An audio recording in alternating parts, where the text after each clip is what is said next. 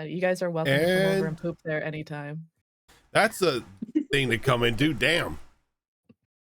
I saw you unmute. Yeah. I meant what I said. You guys are all welcome to come over anytime and use my brand new bathroom that we built. Okay. Yeah, it's beautiful. Well, I designed it. We're live. That's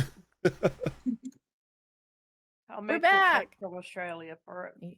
Yeah, just hold it the whole time. 16 hours. That can't possibly, like, that's, I'm sure that's not bad for you. Are you sure about that? I wish to poop there whenever I want for as long as I want. Cool. We're back. Hello, everybody. Hello. This is exciting as hell. I think it's been close to like 2 months that we've been gone from the downfall of Propriety. Has it been? So I'd like to make a little speech. I'm just kidding. That would be funny if I had a speech prepared. Yeah, I think it's been close. Our last game was July 11th. Mm. Oh, over. A little over a month. A little over a month, yeah. Feels like 2. It was a shorter session that day, so that might be why. Oh yeah, that's right. Well, we're back. I hope everybody's had a good month or so. If you have anything interesting to report, you should do it now because I'm still typing up like some notes from last time. It's been hot. Yeah. It's been a little bit hot here as well. Yeah, weren't you dealing with fire? Still dealing with fire. Yikes. Have they pushed it back at all? They haven't pushed it back, but they have been stopping it from burning my house down currently. I mean, that's at least good. They're holding the line. And I think one of the roads opened back up. It's the really shitty road, but, you know, it's better than the no roads we had before. It's always the shitty one that they have to, they bring them back in. Effie, I don't know if it's picking up the right microphone. You're a little muffled.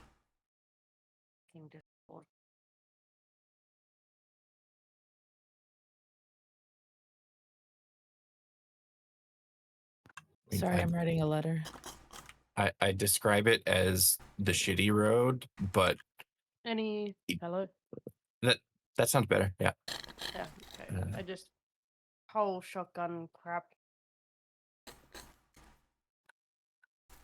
The main road out of here, the quote unquote good road, does have a sizable section that has kind of fallen off the mountain, and it's only wide enough for a single vehicle to pass through at any given time, and you can't see the oncoming, so you just have to hope that there isn't somebody coming the opposite way when you go through there. Well, fuck that for a while. Can't you just lay on your horn as you're going beep, beep, beep, beep, beep, beep? I mean, I guess you could, yeah. What are they going to do? Sue you for noise pollution? There's a literal fire. Come on. Someone sets up just like a very large mirror that just like lets you see either direction, just like, oh, oh god, the sun. Yeah, and the sun catches the mirror just right at the right angle and starts another fire. We shouldn't joke about that. Nah, Let's get serious. Let's get serious. We're back with the downfall of Propriety. Last month or so, when we played, the gang amazingly freed a very powerful druid named Rena Partington from a terrible curse that had her trapped in, like, I guess sort of a mute and blind form of a completely different person, and she's free to take back up her role as guardian of the Vivarius Forest, of which she is eternally grateful. And I honestly believe like that session, that's pretty much what happened. I mean, guys did talk with Laridia a tad, offering to take over Avros's debt for sparing his life And I think Lordia just kind of laughed in your face. Respectfully, though. It was a respectful laugh. She said she would take it under consideration. She didn't laugh in my face. I laughed in your face. Sorry. Damn.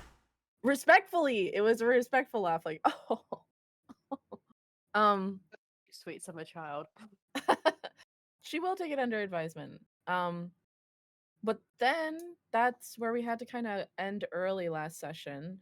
And now the gang's kind of still at the Grove of the Bird Women that they've encountered twice now. And are deciding where they want to go now. Excuse me. Much better. What time was it? Like, were we have we decided whether we were going to have a rest or something, or if you 'cause I guys have no concept of what time it was when we were.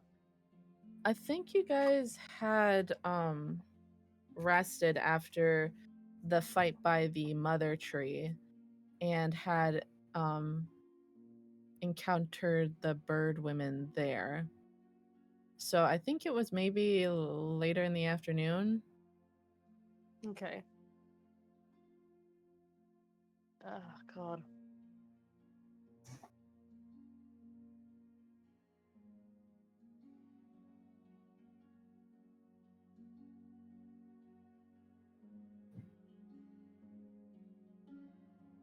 I mean, I think if it's safe, I think we should probably make for the city as soon as possible.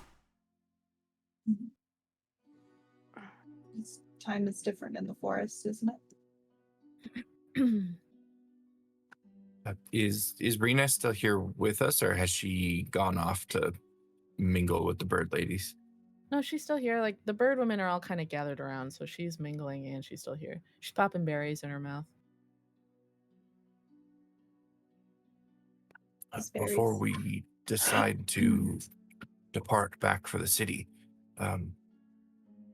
Rena, now that you're free, what are your plans?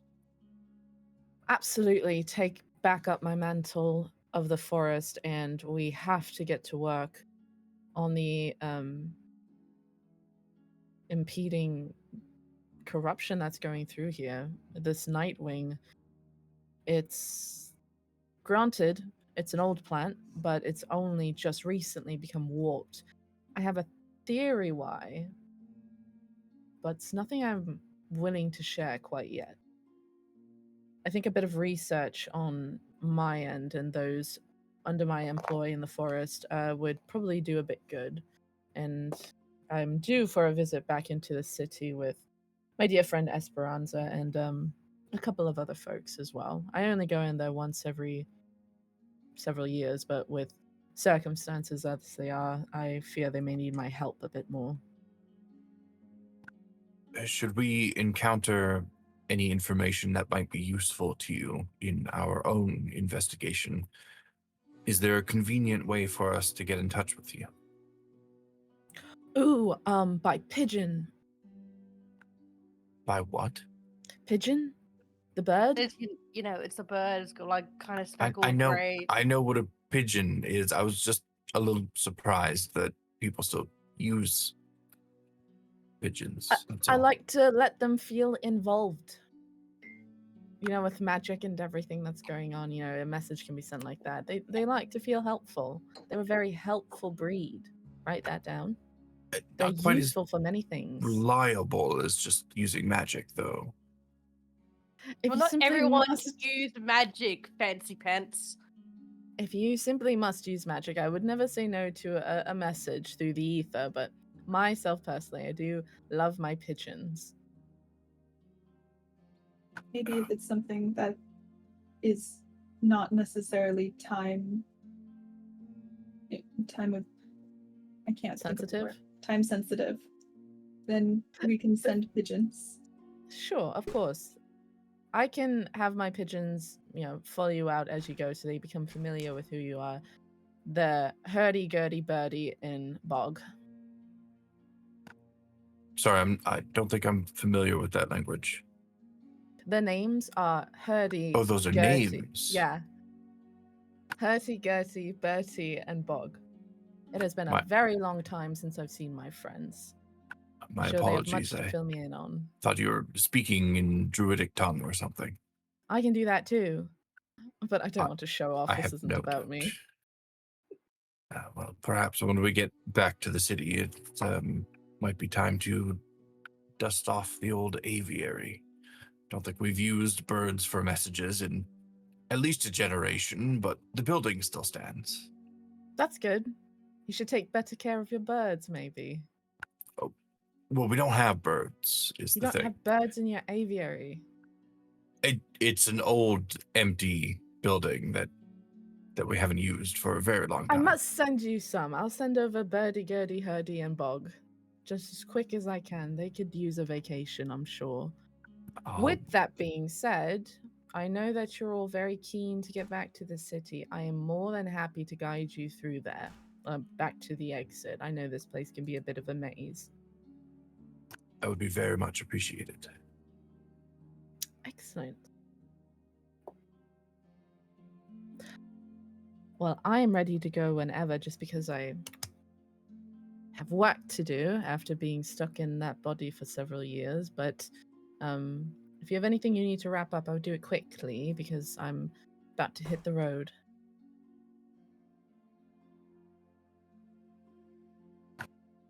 Just like my great grandfather used to say, make like a horse poo and hit the road. Right. She gets up and she takes some more berries and she walks off. This raid is a lot more fun. She certainly seems more lively. Do you think Actually, it's I'm maybe wondering- the berries? Maybe. Actually, probably need to tell her something. Be right back. And I'm just gonna get off and head off after Rena.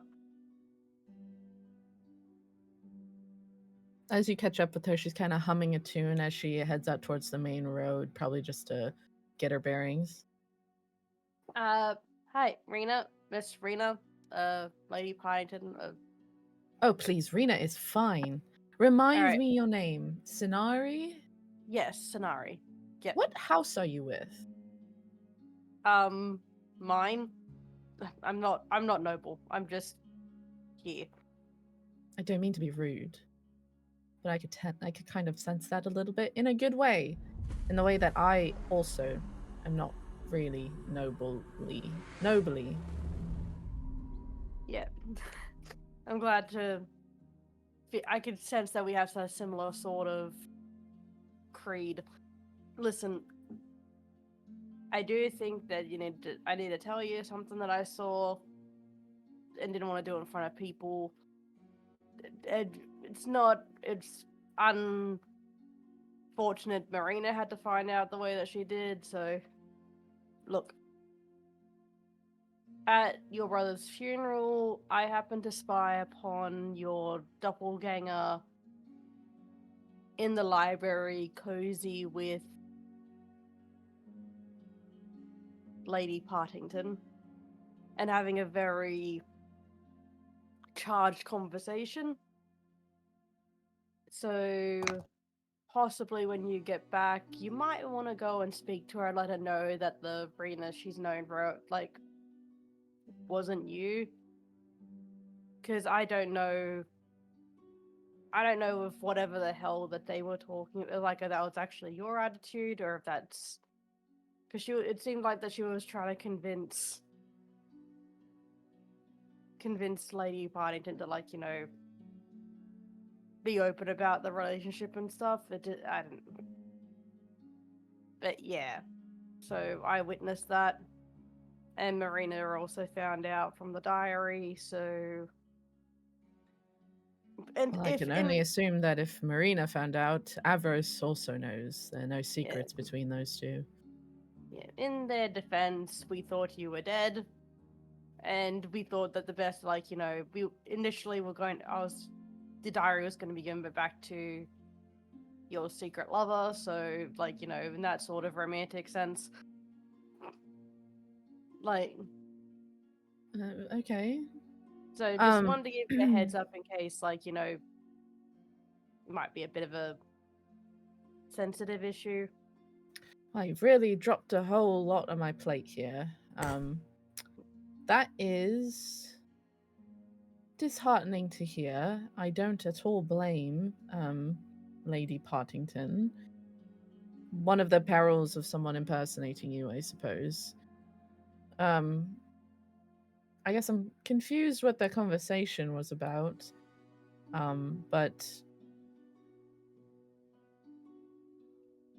I suppose that's one thing to find out if we go into the city. Yeah, Although, just because now I suppose I'm a bit more nervous to go in than I was before. Yeah, just like, maybe don't be too nervous. I mean, like, if you guys have known each other for years, like, I mean, at least that's what I hope it would be like between. Are you fishing for info about my relationship with Lady Partington? No. Of course not. I mean, if you need if you have a, If I need a shoulder to cry on, I'm very good there. absolutely, Thank I'm you. right here. I'm right here for it. But not my circus, not my owlbears. So I'm going to leave it with you, give you the information, and I'm going to walk back that way before I cause further mess. Bye. And then I just turn around and walk. Okay. You little pot stirrer. Cool. Anybody else doing anything? Like, I know that the bird women are there. Otherwise, Rhodes right there as well. Emmanuel. Oh, so it's you guys. 1, 2, 3, 4. Oh yeah, Emmanuel, too. Avros, Marina, Rena. So that's 8. Party of 8. What could go wrong? I do actually want to approach Emmanuel. Okay, you gonna kiss him this time? We'll see What? how it goes. I think he's kind of standing a little awkwardly off because in Cenari's terms, not my circus, not my owlbears. So he's just kind of standing off to the side. Okay, well, I will approach him and loudly declare, awkward and alone as always. How are you doing, Emmanuel? I'm doing quite well, Lord Summer. I believe we're getting ready to head back to the city. What are your plans once we arrive, given the state of your house and all?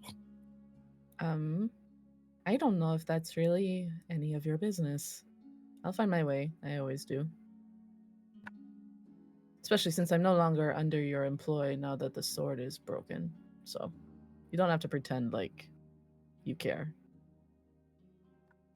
Whether I care about you personally or not, you are involved in all of this.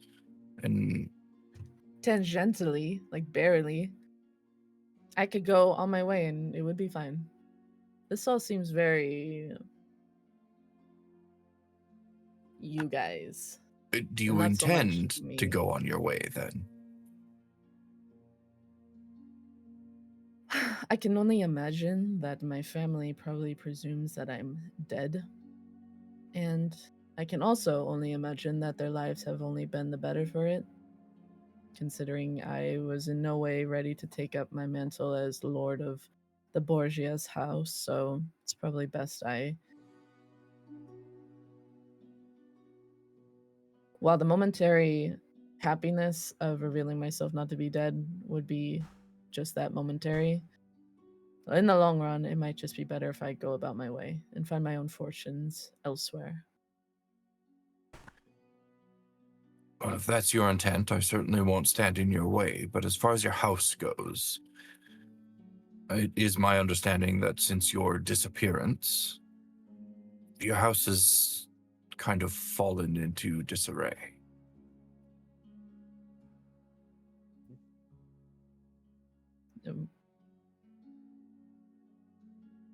Is my sister still alive? Do I know if his sister's still alive? His sister's still alive. There's I just believe no one so, who yes. has kind of taken up the affairs of the house. It's kind of still on the older Lord Boreas's shoulders, and he's aging. So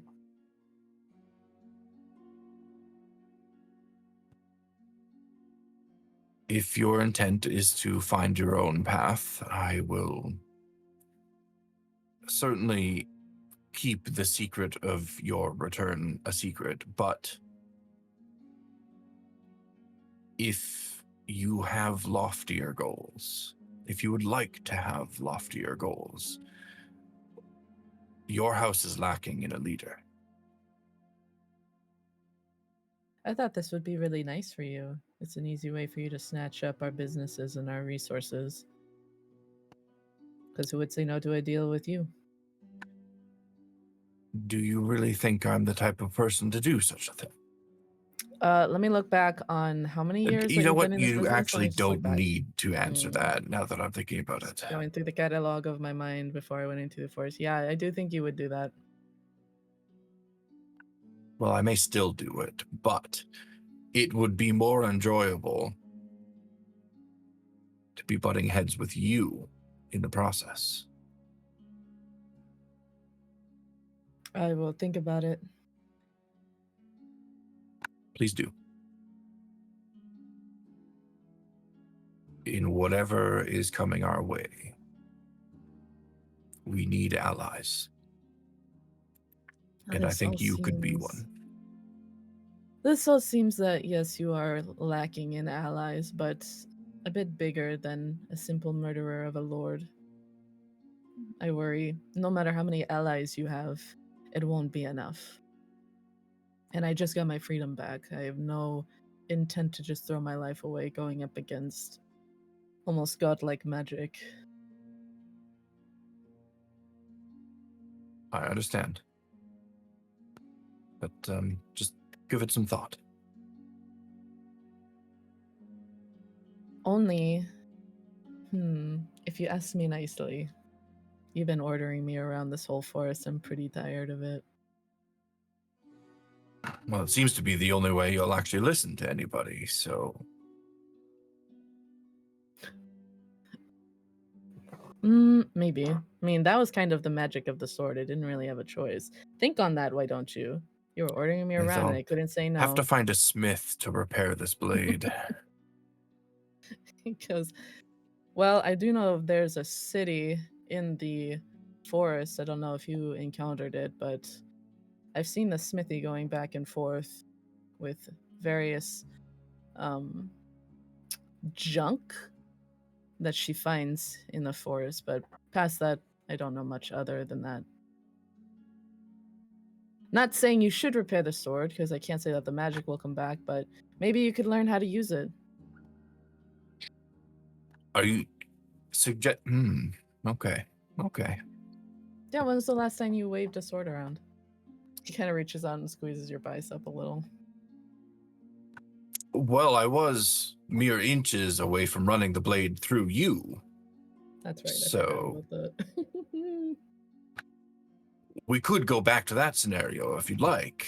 I am teasing, Lord Cerberus. If we're going to be butting heads, this is what it's going to be like if I go into business with you. Yes. Think on that. I understand. It's hard not to just... You know what? I won't continue that train of thought. Okay. And he walks off towards the Afrosa Marina. Arby takes a heavy sigh and returns to the group. I think that aged you more than the 2 years that you were trapped in the forest. I think so. All right. Gaius, Maddie, you guys doing any blah, blah, I can't talk. Blip, blip. Are you guys doing anything? Apparently as a DM you have to know how to talk or something, vaguely. Something like that.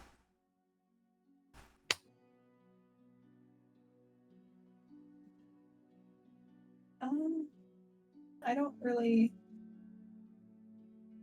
know. I don't really think that Maddie would have much to do. She's kind of in our head because it's ever since she realized she forgot a whole person that was with us. It's just kind of like something happened. Do I know if it's because of the tree, or is it just a? Give me an insight check. Okay. I should probably have my character sheet up to do that. That would be helpful.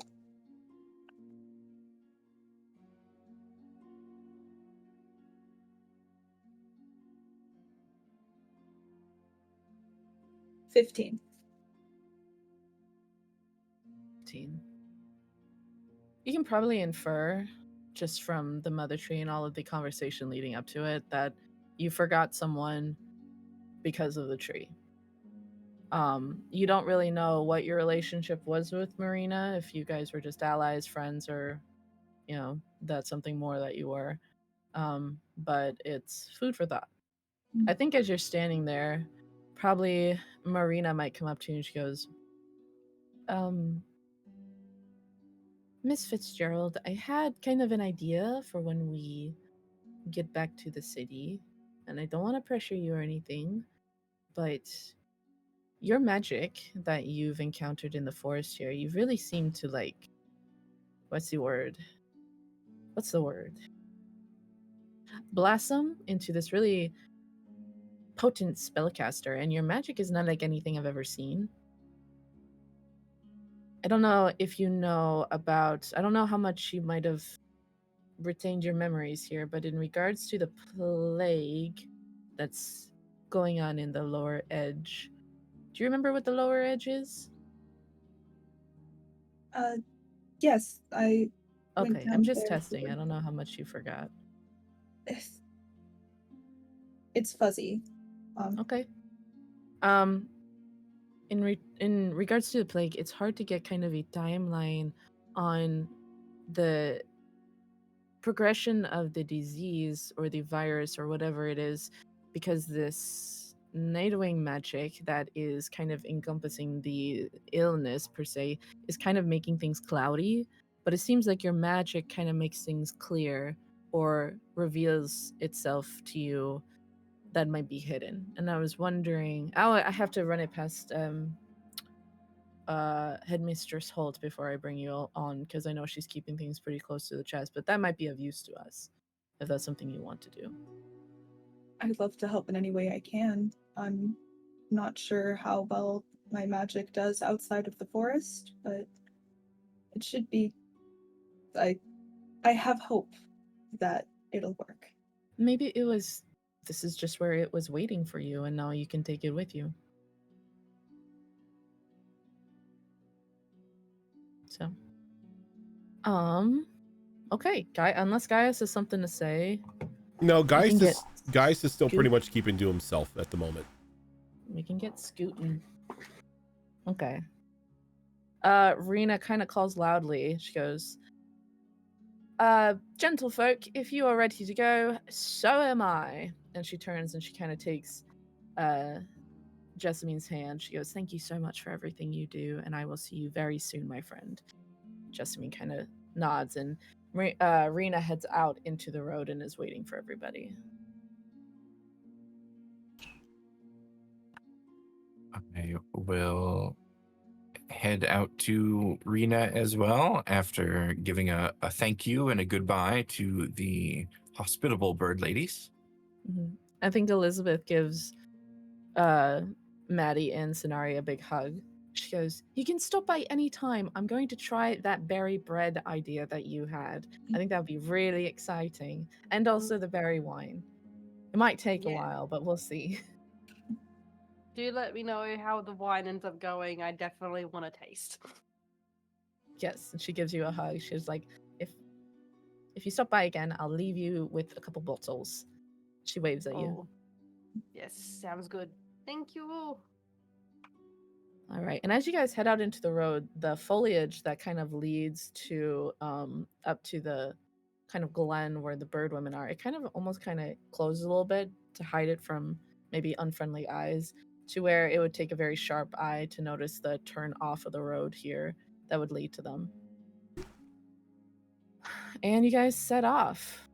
And as you do, you can see that Rena, despite being a little older in years, as she walks, she seems to get stronger and stronger, like she's getting her strength back from the forest, and walks with a very confident gait down the road. She seems to even straighten up a bit and get taller. Ah, good fresh, clean air. There's nothing like it. Are you How all outdoorsy sorts? You look it. You absolutely look it. She's walking. suppose that depends on what you mean by outdoorsy. Well, we're outdoors right now, aren't we? I would say that you're definitely an outdoorsy sort. It has been a bit of a struggle, though. No. Sorry, you were going to say something before I interrupted you. No. I'm Okay. just gonna make a quip, that's all. I think it's probably unnecessary at this stage. In the back, you hear Emmanuel go, ugh, another quip. All right. As you guys continue, give me 1 second here. I'm just pulling up my notes. It seems like the forest kind of opens up for Rena as you walk, which it never did with the fake Rena that you guys followed. It was almost as if the forest not so much rebelled against it, but stayed very static, like not helping or hindering in any way. Probably in a way that was its own form of rebellion against someone who wielded that much magic. But now that the true kind of leader of the forest, the guardian of the forest, is here, it seems to kind of winding roads kind of straighten a bit and the forest opens up a bit to let more sunlight out. And she kind of calls over her shoulder. She's like, were you wanting to take a detour to Goldenfall again? As I understand, that's where you all were before, but we can just keep going if you want.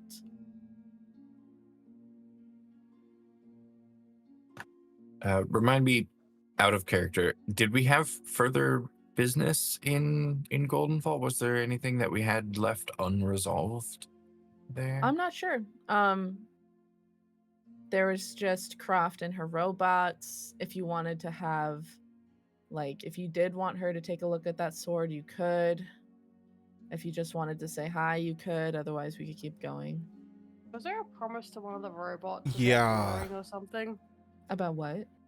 One of the robots was an artist who likes drawing stuff. I could have sworn that there was a Burnsville. yeah. To learn how to draw. I thought I taught them a little bit. Yeah, you gave him a Yeah. couple of pointers. I thought Yeah.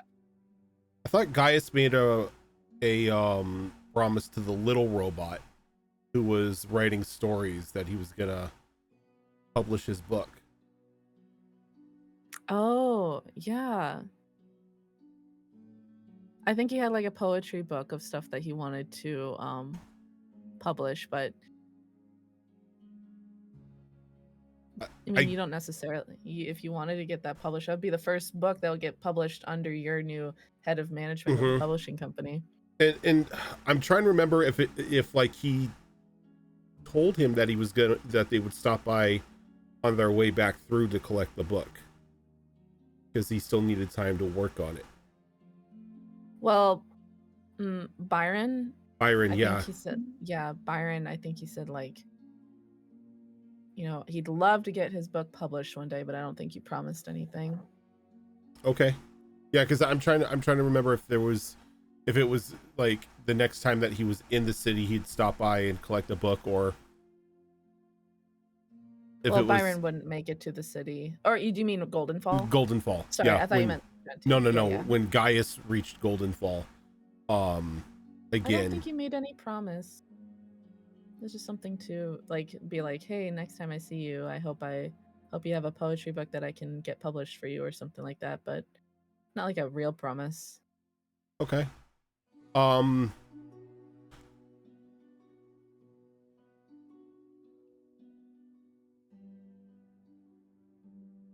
I don't think Sonari had any business. She got Buck's back leg fixed there, but I don't think there was anything else that she needed from that place. Sure. Well, no problem then. We can just keep going forward.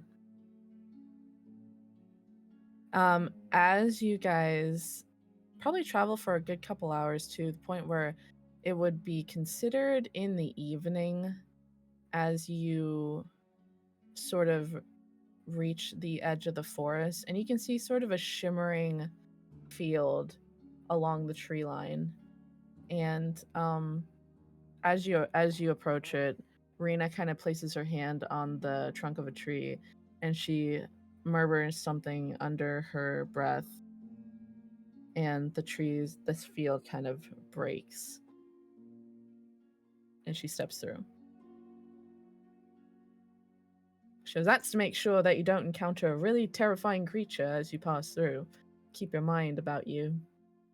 Is that the cat? The what? How do you know about the cat?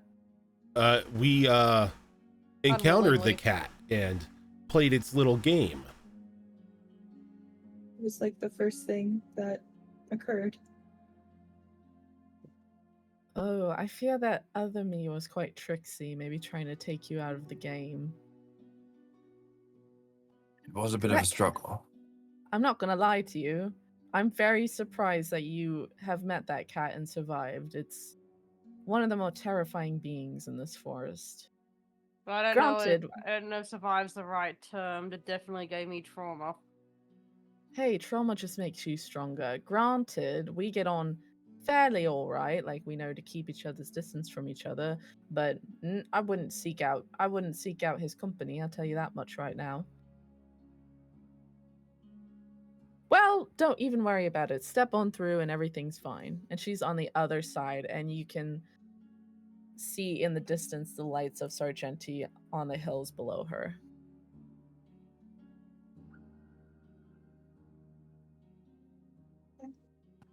I wait for somebody else to step through first. Guys, Maddie come steps on. through. Ah, fuck it. Ah. And I'm just gonna step through. It's like, she's proven- Brave girls. There we go. there's- Pats you on the back. She's proven that I could trust her at least, given the situation. Gaius doesn't know what he can trust in this forest anymore. That's good.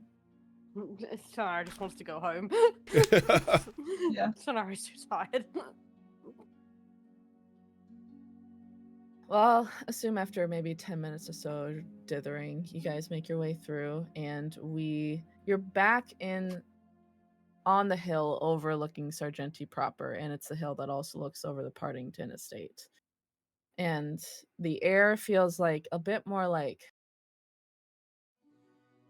not that the air in the forest isn't fresh, but it seems almost like cloyingly fresh, like almost oppressive. But when you're out here, you can smell like smoke from the city and houses and stuff, brick and pavement, like stone and stuff. It just feels more like civilization.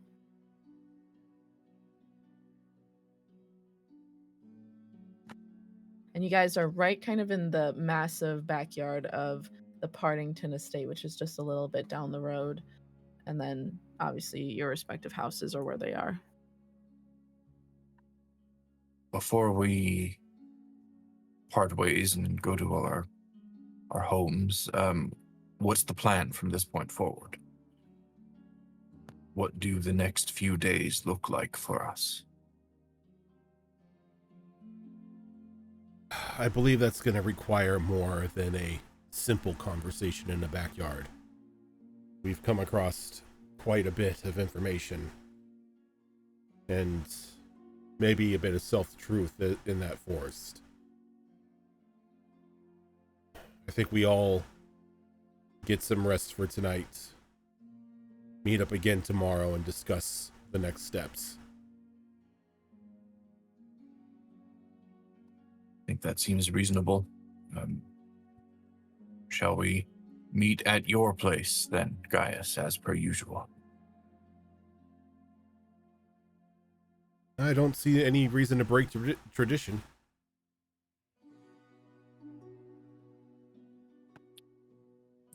Turn to look at Evros and Marina. I'm sure you, Evros, have much work ahead of you, given that your trip to the forest was a little last minute. But Oh yeah. How much time has passed as we've been in there? That Since time That's a good question. Time passes is, yeah. differently. Irina goes, that's the fun part about leaving the forest. You get to go out there and find out. Sometimes it makes people a bit cross with you, though. Be on the lookout. Oh god. I need to head home. I need to make sure I haven't been gone for too long. Okay, I'll see you guys back at Gaius's, and I'm gonna quickly head off. Okay.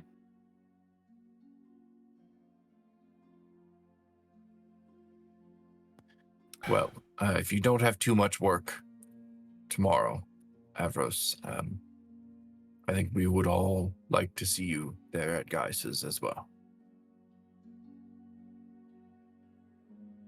Me? Yes, Avros. Sorry. You.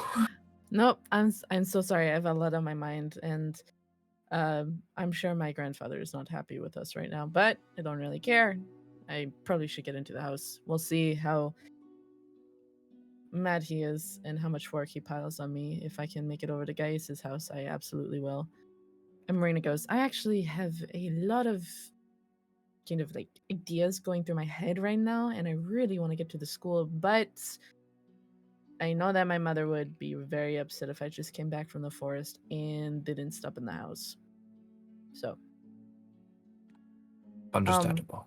she kind of turns to look at you, Maddie, and she looks a little regretful. She goes,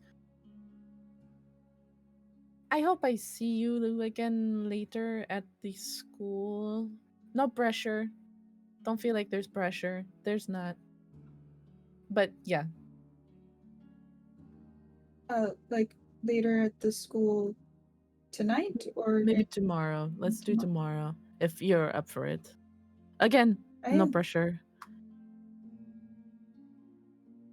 I would like to. It sounds fun and interesting, and hopefully we can solve this Nightwing issue, Mm-hmm. for lack of a better word. I think before they turn and leave, Avros hesitates a moment before he turns and puts like a soft kiss on the side of your cheek there, Arby. He goes like, well, I will see you later. You certainly will.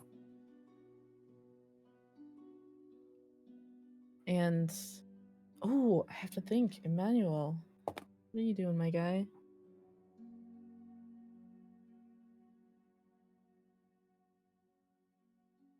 I think Emmanuel.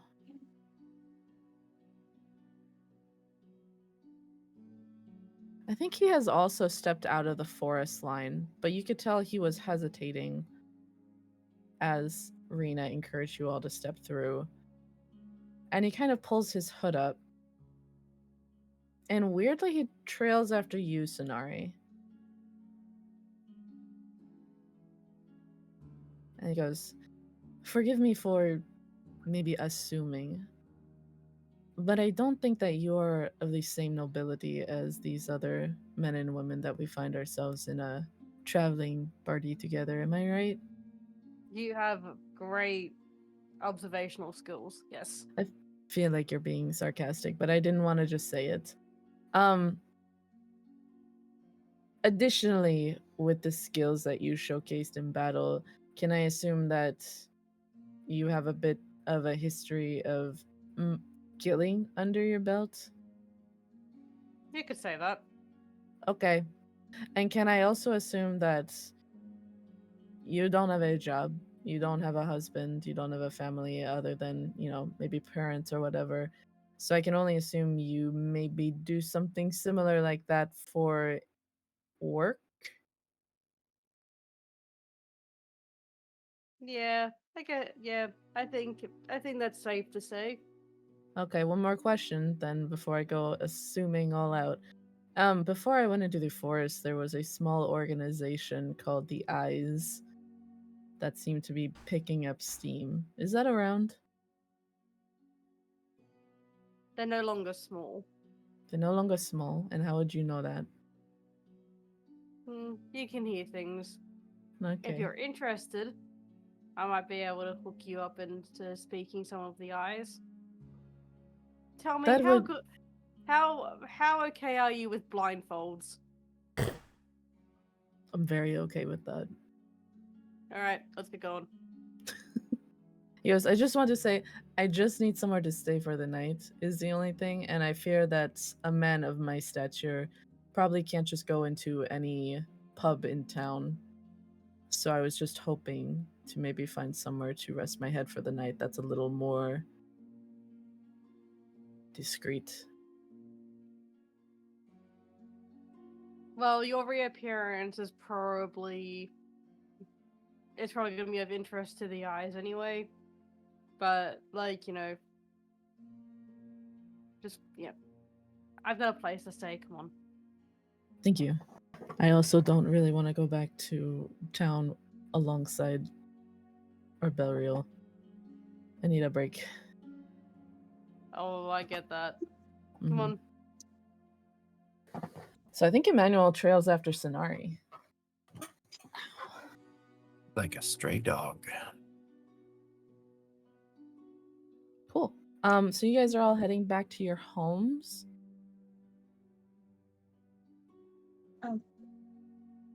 I believe that Maddie's gonna go to Gaius's.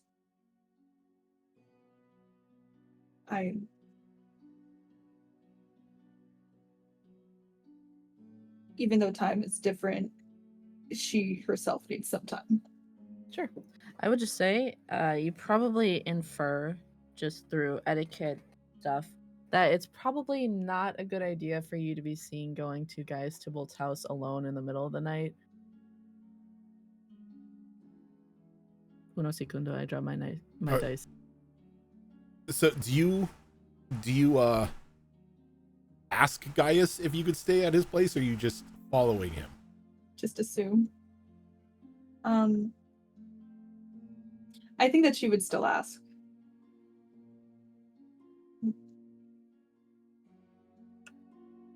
Is it all right if I stay at your house tonight? I'm still uncertain about my parents. Of course, yes. I'm sorry, I'm a little scatterbrained right now. But no, my place is open to any of you at any time. Okay. I may go tomorrow when it's actually daylight. I think that might be a bit better than me sneaking, not necessarily sneaking in the middle of the night, but trying to get into the house in the middle of the night. They already suspect me of a lot of things.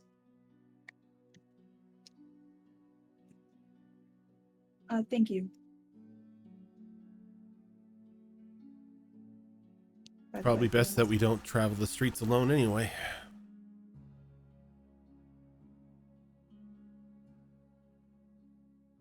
That's true. I think as you leave, maybe Marina takes her like traveling cloak off and she ties it around. She goes, "Might be good to kind of keep it low profile." Thank you. Right. And she gives like a soft hug before saying goodbye.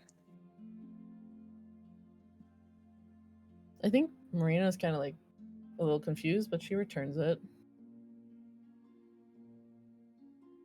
All right, and Avros and Marina head into their home. Emmanuel trails after Sonari. Gaius and Maddie travel through the streets down to Gaius's. You guys could flag a McDonald if you want, and then RB, you are also probably going to have to take a carriage to your home because you're all like rather far away from the Partington estate. Yeah. Could you remind me real quick though? Was there like an actual time on when that entity, I guess I can call him, that I spoke with in the fountain, when he wanted to meet with me? Was that the night that I got back, or just when I got back at some When point? you got back. That was Okay. before you attacked that fake arena, though. Right. Okay. Um, Great. So if you guys are taking McDonald's, you all can wave your hand and they can do a carriage will show up for each of you. I think probably Rena hesitates at the tree line before she steps back into the forest, not going into the Partington estate. And she gives you all a wave. She goes, I'm sure we'll meet again. And she looks at Avros and Marina. She goes, give my love to your mother. And she turns and heads back into the forest. I mean, probably not the same way that she normally would, but Y'all hear something? Um, I didn't know. I didn't say anything, and she just was gonna. now, Malls, you said something about. No, I didn't. Don't gaslight me. I haven't even said anything yet. Doubt it. You said something about Maddie wanting to, sort of keep a low profile because it would look strange if she was traveling with Gaius at such a late hour or going to his house. A young lady with a young unmarried lady with a young unmarried man. Okay, so I think Scandalous. being the cheeky bastard that he is at times, Oh no. as she gets the cloak, she got the little cloak from Marina.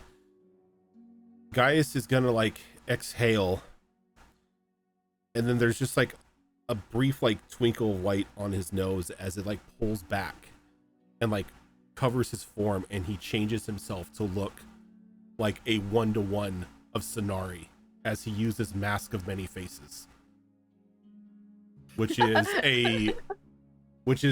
my eldritch evocation that allows me to cast Disguise Self at will. Okay. Do you do this before Sonari leaves? No, I think Or he lets Sonari see him do it. She just like looks at him, stares, and she's just like, "I pull it off better." I think Avros looks at the two. He goes, "Wow, 2 Sonaris. I'm really tired all of a sudden." You're tired. I just got hit with a wave of weariness. Cool. And you can head down and flag a McDonald, and you're looking like Sonari alongside Maddie, heading to your house. As I leave you, I'm just like, don't do anything I actually would do. I can't justify that crap to my boss. Okay. Give me 1 second.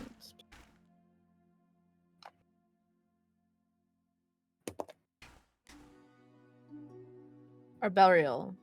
I just rolled a d6 to see who we're gonna follow. As you guys all split up, where are you going?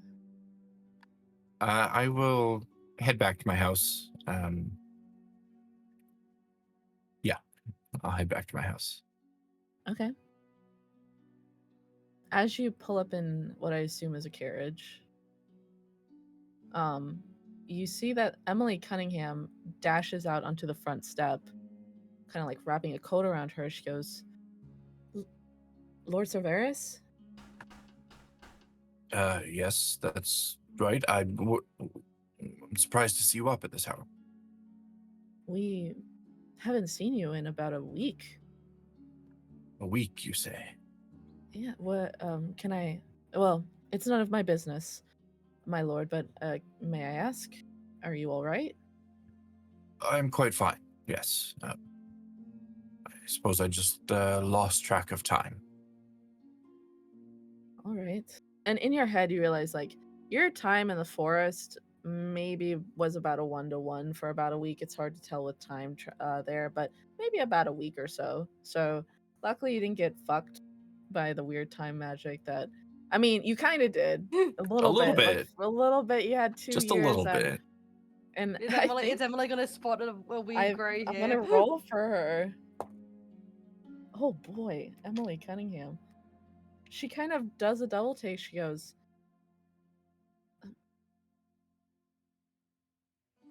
"Are you sure you're all right, sir?" I'm quite sure. You know, sometimes you're in the company of individuals that age you years at a time. Don't get me wrong, you still look very dashing for a man of your stature and age, but you do indeed look a bit older, sir. I do feel it, but it was worth it. It was a fruitful trip. Can I do anything to assist you, sir? I do actually have a few things that need tending to, but I must ask you, are you rushing out of the estate to greet me, or were you on your way somewhere? Give me an insight check.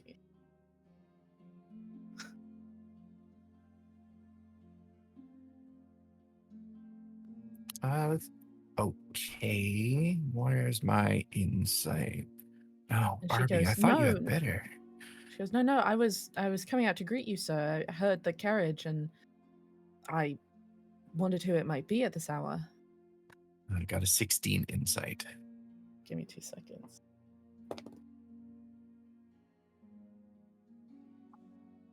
You can kind of tell she's not being entirely truthful. Like maybe she was coming out to greet you, but maybe she just got in. Or maybe she was dashing out and happened to encounter you. You don't know, but something just feels a little off. I see. Well, that's very kind of you. So that means then that you would have a minute to chat with me in my study. I do, sir. Yes. We should Wonderful. go now. Is there a reason we can't just linger out here in this wonderful night for a while? It's a bit chilly, isn't it? I worry about you catching cold, sir. I suppose it is a little bit chilly, but We are nearing into fall.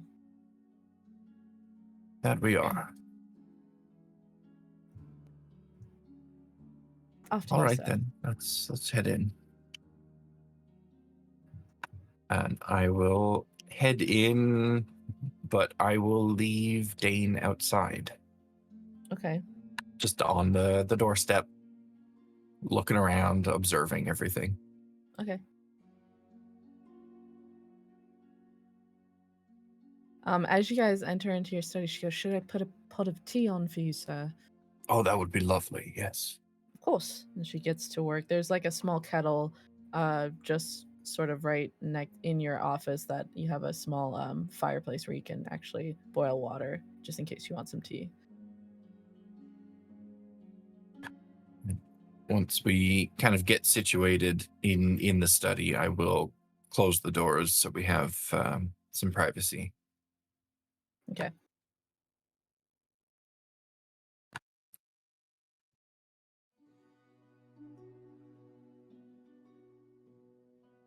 She goes, what was it that you were wanting to discuss first, sir?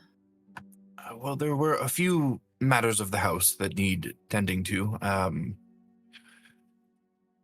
but I think She places your tea in front of you and takes one for herself. it's important that we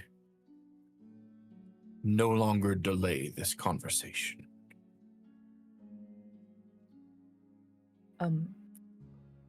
Very well. Emily, we've trusted you with the matters of this house and our businesses for a very long time. And more than that, I have trusted you personally for a very long time. And it's an honor to serve the House of Sargeras.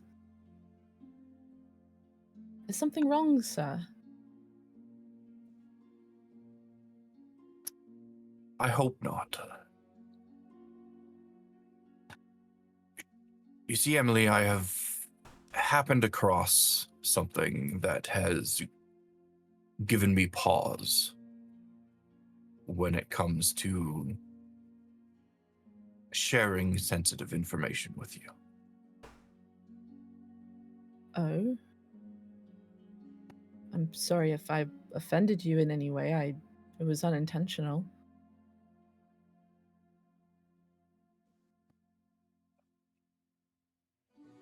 I'm going to lay it out plainly, and I do hope that our relationship will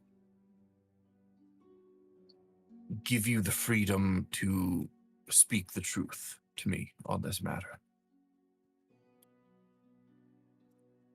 When I was in your room the other day looking for you, not looking through your things, I did happen to spot a familiar insignia, let's say, a representation of the eyes within your belongings. Why might I have happened across this? With all due respect, sir, you would have only found that if you were actually going through my belongings. But it is not what you think. I am not a member of the Eyes. You asked me to look into who might have gone into your private family information, your files and whatnot, and might have tampered with that paperwork there. And as I was in there, it was a bit hidden, obviously, as it's a very large library of information going through. But I found that someone had dropped that. Can I do an insight check on her? Yeah, please. Same as before, 16.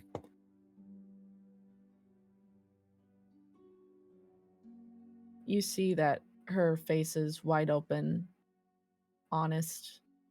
You know Emily very well. You almost kind of grew up together. She's only about maybe 10 years your junior, but you see that she is being truthful. And I think hearing that and getting that sense, Arby's entire posture just changes. Before it was very rigid, very proper, and just like snap of fingers, he completely relaxes and lets out a long sigh. It's like, that is what I was hoping. That is the best answer you could have given. Good. You really scared me there, my lord. This has been running through my mind ever since I happened across that, and I promise I wasn't intending to invade your privacy. It's just been a very tense few weeks, and I really didn't know how to deal with this. I'm glad that I can just come to you directly. You can always come to me about anything, my lord. I'm sorry, I should have brought it to you right away, but with an institution like the Eyes, you never know who's watching.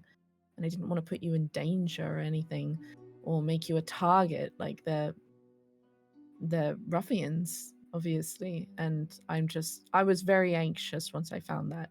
I wanted to be able to maybe figure it out myself, but unfortunately I don't quite have the resources at my disposal as perhaps you do or somebody else. No, I think you were in the right, and I think perhaps it was I that was in the wrong here. You've always been trustworthy, and frankly, this house would fall apart without you. So, It's kind of you to say that, sir. If you think that approach was the best approach, then I need to trust you in that it is the best approach. So, personally, I apologize deeply for... You never have to apologize to me, sir. I promise. It is important to me to look out for the best interests of the Sargeras family. You are all I have, sir. As far as I'm concerned, Emily, you are a part of this family, so we're ever grateful to have you here. Thank you, sir. And as far as the Eyes go, I am a little bit on edge. I don't know if you've looked into the people I've been spending time with recently or not, but one of them is affiliated with that particular organization. She seems trustworthy in our endeavors. I'm a little bit worried that at any given time she's going to stab me in the back, but Is it that young tiefling girl? yes. Very well. She goes, I will try not to hold that against her. I am trying very hard as well. She seems nice otherwise. Now, as far as matters of the house go, we have need of repairing our aviary.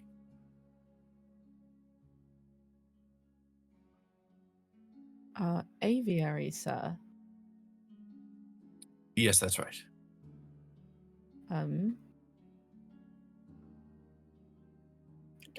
Very well, sir. I'm very curious as to why. You haven't had birds in there in maybe a generation. Is I don't really like birds, dirty creatures. I guess I'm very confused, sir. I suppose maybe I should fill you in a little bit. I've spent the last week within the Vivarius forest. Why would you go to a place like that? We had reason to meet with Rena Partington, and she is difficult to reach within the city, so we ventured within the woods.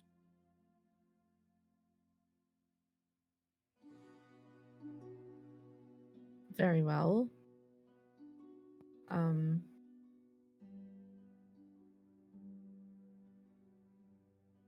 No further questions, my lord. I will get to at once repairing our aviary. Shall I maybe peruse the market, see if we could perhaps purchase a handful of very fast crows with which to send messages, or owls, or I'm not sure what they even use nowadays. It's hard to say. I am actually not sure as well. Anything other than pigeons would do. Wait, but sir, pigeons, like, they are actually very good I messenger understand birds. there was a time in our history where they were useful creatures, but they're not They to would my help liking. transport magical bombs in the Battle of Calastus up to the north. They're very good at that. Sorry, I happen to really like pigeons. Should I need birds to transport bombs for me, I will look into pigeons. But for now, I trust your judgment on acquiring literally any other bird capable of delivering messages. Very well. I will see what I can get. But I appreciate pigeons it. are a Thank you. lot less expensive, but Money is no object, Emily. all right. Was that it? Just the aviary, Lord Severus? For now, yes. How has father been in the past week? Actually, if I may ask. I don't think you do ask that. And in fact, Emily says, your parents have actually been wanting to speak with you since you've been gone for a couple days. I believe your father believes that you are shirking your duties. And as she says that, you cast your mind back to try to remember father, mother, and you realize you don't remember what they look like. You don't remember the sound of their voices. You don't even remember their first names. You don't even remember if you have any parents. Shall I set up a meeting with them?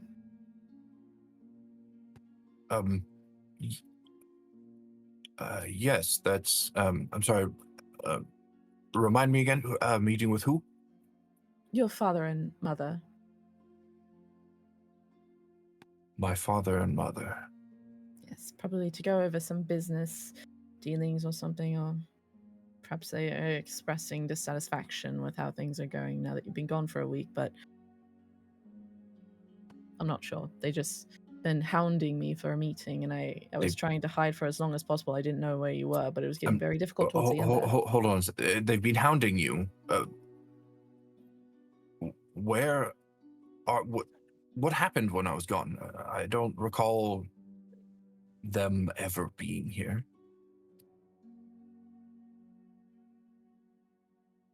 Are we talking about the same people? Your parents? Yes.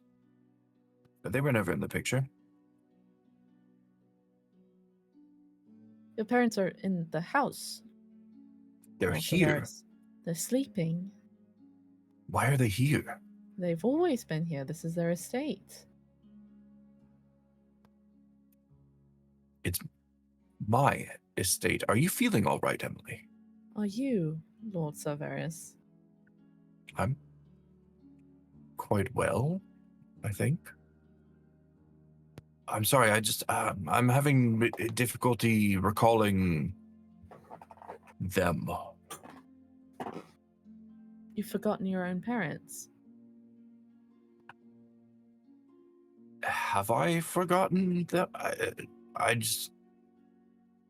don't recall them ever really being involved in my life. I think she gets up and she kind of rests her hand against your forehead. You feel a bit feverish. I told you standing outside in the cold is a bad idea. Maybe you're right. Maybe this is just a momentary lapse. Perhaps I'll feel better in the morning. And as you say that, you realize that you do feel like kind of a little warm, a little like you feel beads of sweat kind of dripping down your forehead. Perhaps hold off on setting up any meetings with them until I'm recovered from this momentary spell. Perhaps you ought to get to bed, Lord Cerberus. I can clean up everything here. Please do. Thank you, Emily. Of course. I quickly retire to my room. And the second you kind of collapse on your bed, you pass out. It's a very deep sleep that you encounter. And then come the morning, we're actually going to hold off on that, and we'll give me 2 seconds.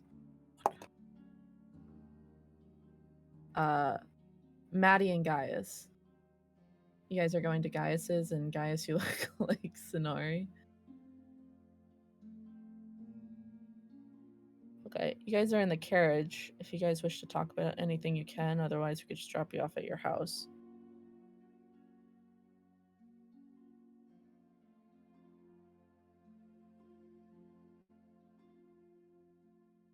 I think Gaius is just uncharacteristically silent right now.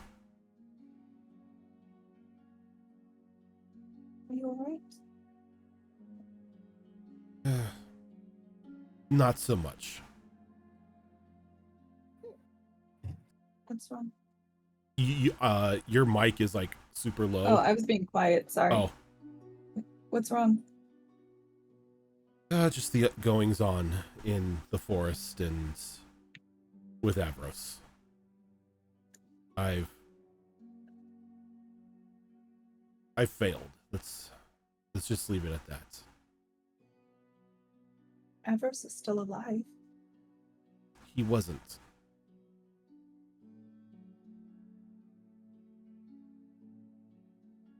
And I, like a fool, allowed him to make a deal for his life.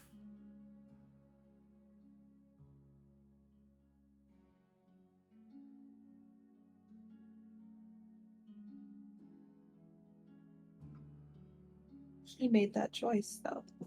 He shouldn't have had to. Even he said that I was so willing to strike a deal for a girl that I didn't even know. But I was willing to let someone I've known for quite some time, a friend, just pass without any fight. I had a moment of weakness, and I thought that what I had done for Angharad was a one-time thing. That I was supposed to be this shepherd to help people who've passed cross over. And because of that, now he is in her debt. You did shepherd a soul before, right? Yes, an elderly woman. It seems that it wasn't necessarily a moment of weakness, but more of a moment of misunderstanding. You misunderstood your role with Floridia. No, I know my role with her. I just did something that I've never done before. And that's accept authority.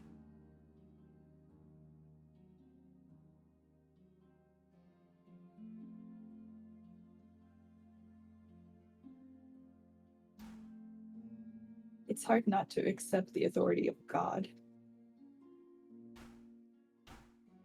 A god who, for the longest time, I doubted was real.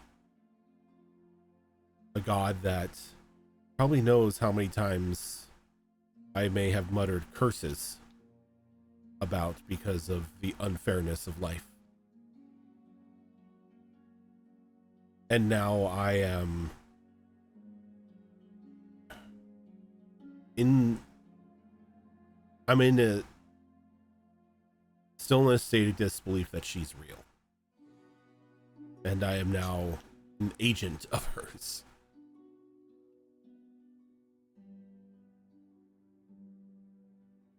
Though I suspect she's getting a feeling that I'm going to be somewhat of a pain in the ass for her. You're kind of a pain in the ass for a lot of people. That's why people love me.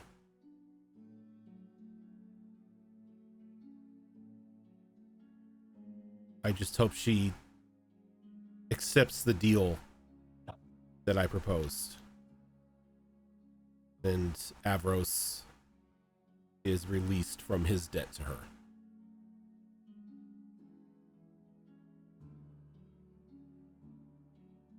Did you tell us that in the forest about what happened? No, Okay, I was gonna say I didn't remember that entirely.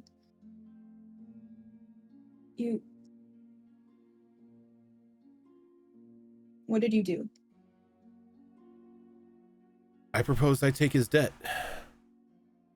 I'm already indebted to her. What's more?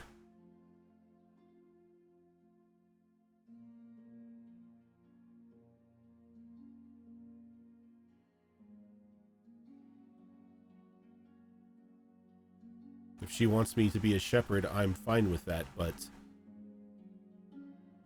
I think even she knows that I'm going to fight her on some things, especially when a death is unfair and, in my eyes, undeserved.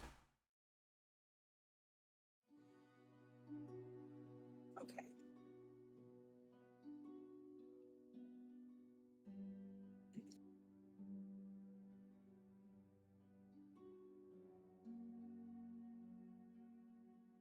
Just don't do that for every soul.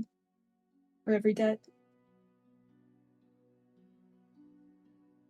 I don't think I'm going to fight her on every death.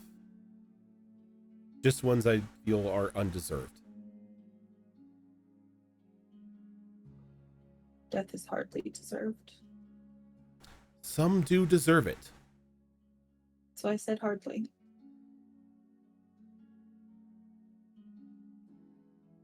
And it's a natural cause, and someone's led a full life, and let them move on. But I'm not about to, or I shouldn't have just willingly stepped aside as one of my friends was run through with a blade and try to convince him that, oh, it's okay to go on to the next side. Especially when so much rests upon him.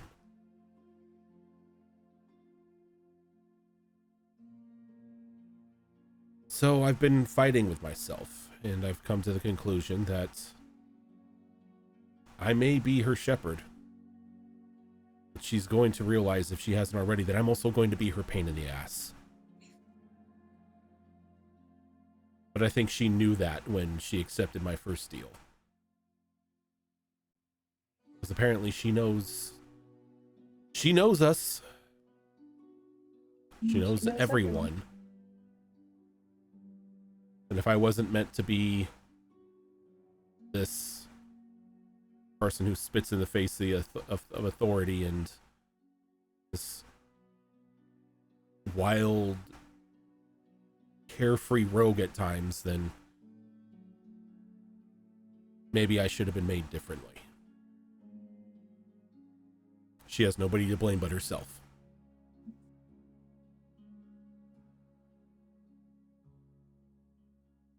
But I mean, I guess on the bright side, and he kind of says that he uses the mask again to change into Arby. At least I got a cool party favor out of it. It is a very cool party favor. And it does help. You could just do that at any time? Anytime. Exciting. I also noticed that I can just see perfectly in darkness now, so I don't need a torch.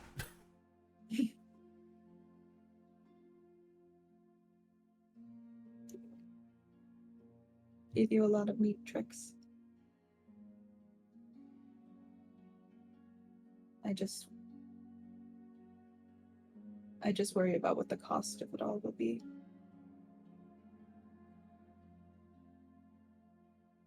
Well, I've lived the rest of my life gambling. What's a little more?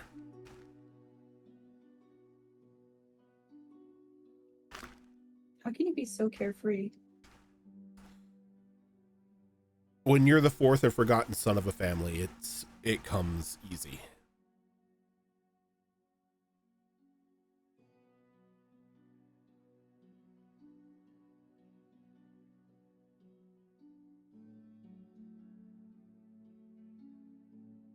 I have no idea what I'm going to talk to my parents about, or how I'm going to handle it. What's there to handle? I left in the middle of the night after being, interrogated by my best friend who thinks that I was a part of the eyes, which is... Well, as far as I see it, you owe nobody an explanation. Unless you've been lying about your age, you're a grown woman. You're allowed to leave the house whenever you like.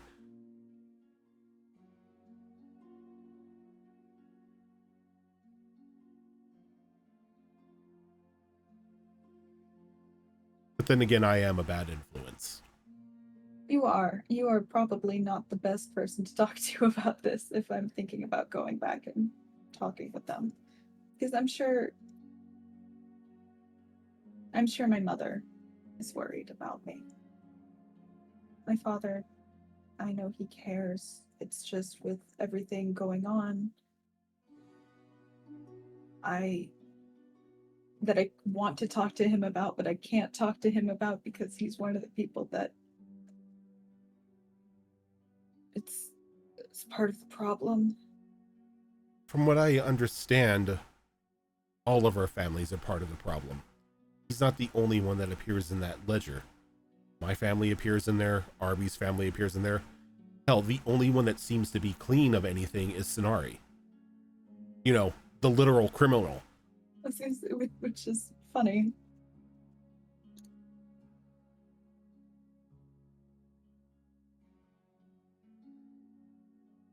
Though, can I share something with you? Of course. I have a feeling that once all this is over, either the high houses, as they are going to fall, or there's going to be a massive change in power. I don't foresee any house in that ledger walking away without some sort of damage.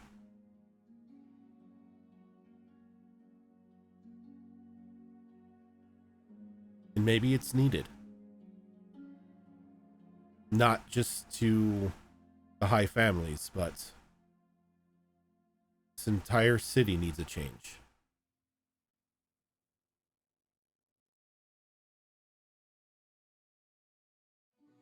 Maybe the houses fall.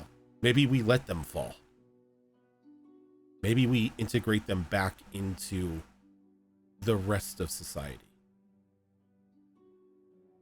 Make it better for everyone, not just the select few who were born into it.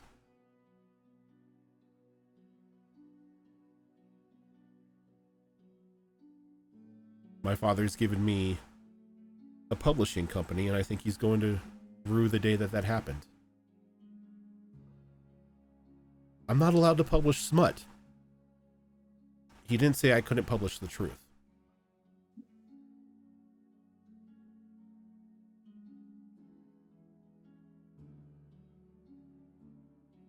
That would be an interesting day. To have everyone find out. Well, I may be an agent of Lyria, but I'm also an agent of chaos. And I believe the guilty should be brought to light. And I plan on bringing them to light once we have all the information that we need.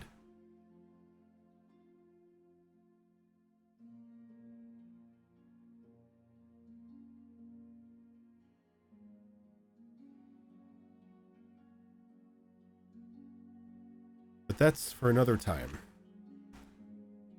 No plot and scheming when you're half exhausted and half dead from a trek through an enchanted forest.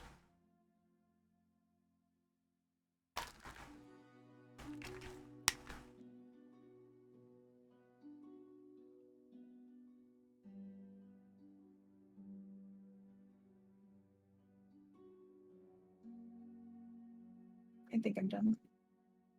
Yeah, I think after Gaius says that, he kind of just like goes back to being silent.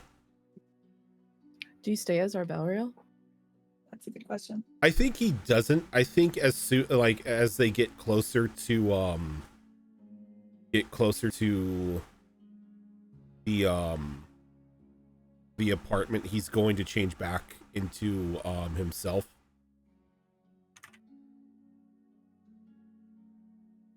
Because I think at that point in time, the people who live around him have seen the group come and go at all hours of the night, end of the day. So it's like, that's nothing out of the ordinary.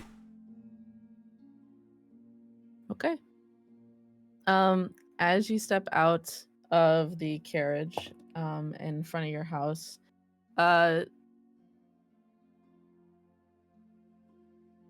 give me a perception check. Both of you, please, por favor. Sorry, but I was out of the room. I didn't know he had changed from Sonara to Arby, so he's basically telling Maddie Like downgrade. but basically telling Maddie while looking like Arby, that he's saying, if I can't publish smart, I'm going to publish socialism. Oh my god. Holy shit, that's funny. Things that Okay, you would never, the things that Arby would never say.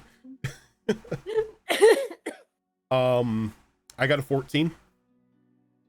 I rolled a nat 20 for a 25 for perception. Jesus. Hell yeah. Holy shit. Things are looking up, Maddie. Let's go.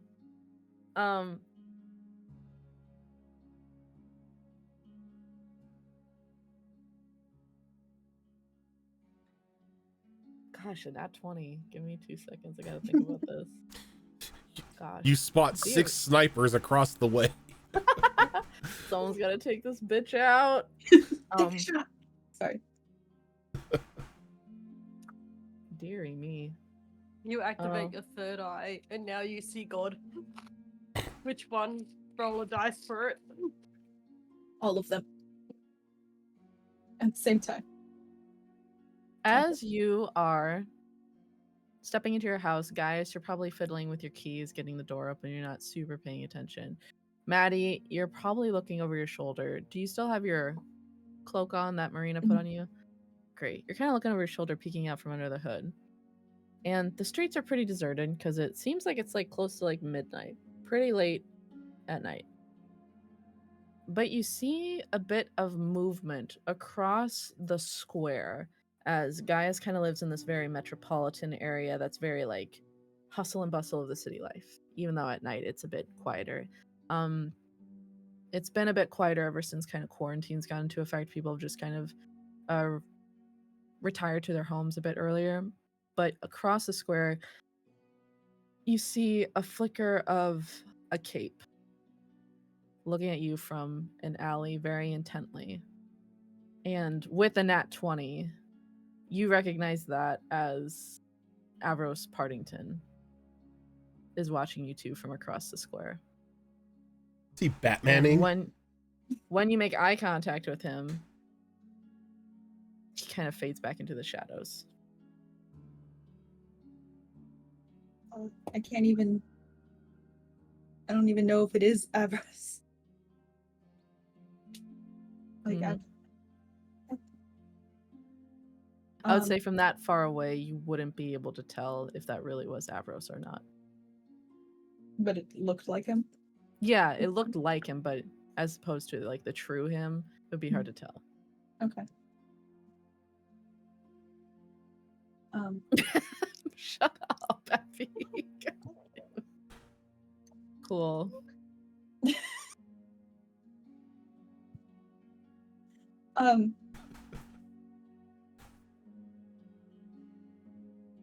Kind of taps it, like, get the door open quickly, please.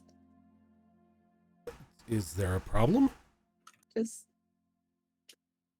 we'll discuss it inside. He's just like puts the key in the door and unlocks it. Just opens it for her. Okay, so she goes in. Gaius, not really suspecting anything, just follows in after her and shuts the door and locks it.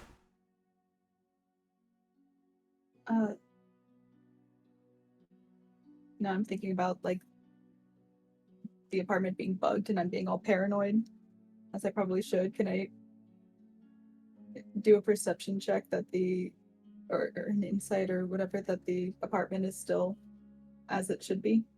You can definitely do a perception check. I'll let you know it's going to be pretty high.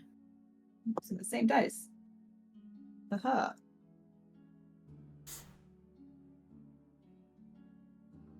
$21. Not natural. How would you get a natural 21? Out of curiosity. I realized, Just real quick. like, I got a 16 plus 5. My brain was focused on math and then it has to like switch over. I'm just teasing you. I know. As you step into the house, I think your paranoia is at an all-time high and you're looking in every corner with your eyes like for a little bug, a little spider, another thing, but there's just so much like would you say that Gaius is a neat freak or kind of cluttered? Gaius is a very much a neat freak. Everything is put in its like specific place. It's like nothing stands out or no trash is left over. Even if like after like Sonari like reads one of his books and like leaves it like laying on his coffee table, he would make sure to put it back. Glad you know exactly what you did. Yeah. I would say that as you're looking around, you don't see anything that triggers we're being watched right now. You're listening outside, like for anything, but probably don't see anything right now to indicate that the house is bugged. Literally. As you were opening the door, I saw a figure outside watching us. And given the events of the past however long, it looked like Avros, but we just left Avros.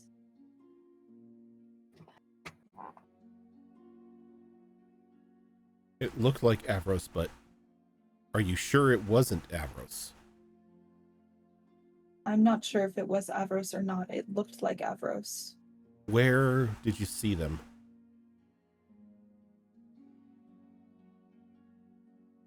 Outside in the... Is it just like in this, like across the street, essentially? Yeah, so picture the square looking like this. Okay. There's like these little divots where it's like houses, businesses, whatever. Gaius is here. Probably saw Avros across the way. And this is quite big. So there's like stalls and market stalls in the area. A walking place, a fountain, right where the eye is, etc. So probably on the other side. I just want an excuse to show my dice tray again too. It's a very nice dice tray. Thank you.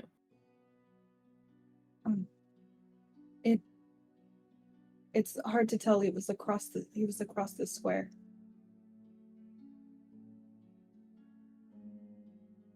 How big is the square, Malls? Like feet wise, from like where Gaius is at to like across the way where she pegged, quote unquote, not Avros. It's pretty big. It's like the heart of the city there. So, I mean, she got a nat 20. She picked it out from all the other side. So, Are we talking about like maybe even over like 100 feet or? yeah. You ever been to Trafalgar Square? Something like that. Maybe less What's roads. that? It's in Great Britain. It's quite busy. No, I've never been outside of America, so. Well, like I don't know if you've seen it, but No. something like that, or like those big Roman like kind of piazzas or whatever with like the big buildings where it's very empty, open, a lot of walkway, people walking through, stuff like that. What's that place in New York with all the fucking billboards? Times Square. Times Square. That's the one. Would it be like that? Oh damn, this place is huge. Okay. Yeah, I just pulled it up. Yeah. All right. So I'm not even gonna try to do what I was gonna do because my devil sight probably won't even reach that far. So I think It's very fun to visit. I would love to. think Gaius nods at that. He walks over to like his windows, making sure the windows are still locked.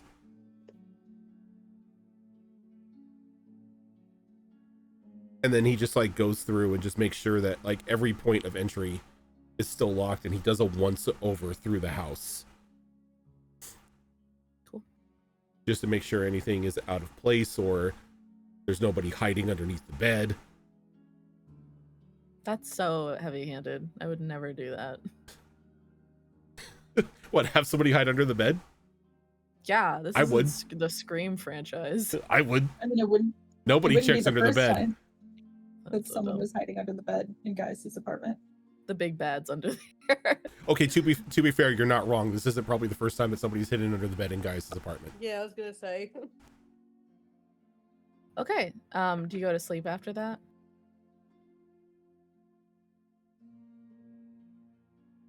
I think Maddie will stay up and read a little bit and then go to bed. You can take the bed. I'll sleep on the sofa tonight. Okay. You okay? I will be.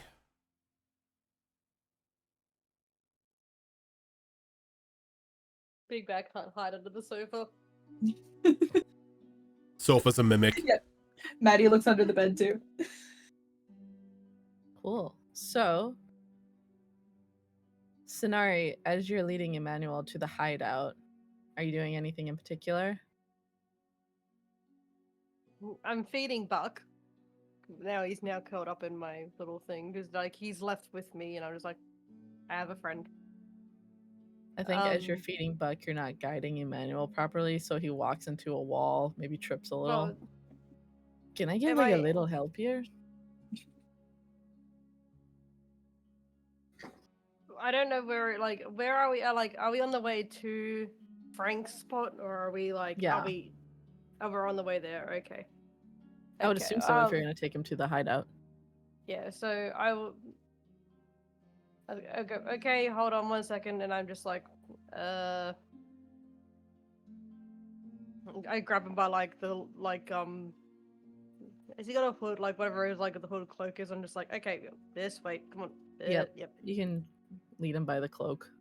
Yep. Doesn't Just really like- help for stability, so he's like, you know what, maybe I just rent a room somewhere. It can't possibly be a worse idea than this. With what money? You're right. Can you maybe loan me some gold? If you thought I could loan anyone gold, I wouldn't be freaking here. Come on. Okay. I'll just fast forward through the Frank stuff. You already know the password and everything, and you lead him down into the Bye, eyes. Frank. Bye, Frank. Hi, Addie, and just lets you go through. Yep. Yeah. You know the deal. A bit busy. I just go. All right. Okay. Listen, there is a ladder. Just do the thing. Okay. Watch the funny rung. The what? Alrighty. Okay. Once we get in, okay. All right. I'm gonna take you straight to my place, and then in the morning, I'm probably gonna have to take you to see the bosses because they don't like having weird people. They don't like having strangers here. Oh, like the bus is like they're going to like interrogate me? It's up to them, but it's just Ooh. it's more to, but also like considering what you are, like they like considering if you're important and you seem not like your family from what we know. And those are great here. We like having those people. You're not the first one that's turned up being like not like their family. So come on, we need sleep, and I need to go check on someone. Okay. I'm following you. Alright. So I'm heading to my place. When I would get there, I'm gonna open up the door, and I'm gonna very carefully go it. I'm gonna go stay here, and put him right near the front door. Stay here. Don't touch anything. I'll be right back. Does he have the blindfold on or off? I haven't taken it off yet. I'm just like, don't move yet. Okay. And I'm leave it really on. Tired. We both are, but you leave that on until I'm okay with what I'm checking. Oh, And I'm I've gonna heard go that over. before. Sorry. I'm just gonna go. This is not. You want that shit? Go to Gaia. Says I'm gonna go. I need to go into. Be right back. I'm gonna go deal. I'll just wait here. All right, and I'm gonna go ahead check on my father. Okay. And I'm just gonna be in a hurry, because I'm I don't know how long it's been. And I'm genuinely worried. As you push through the door, you see your father in his armchair, kind of snoozing because it's the middle of the night. He looks fine.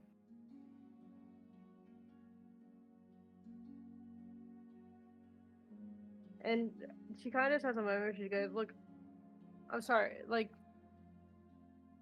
She does know that you do forget things when you take from the tree. That's something that she's remembered, right? Hmm? It's something that it's something that she's remembered that she's remembered the fact that you can forget things when you take from the tree.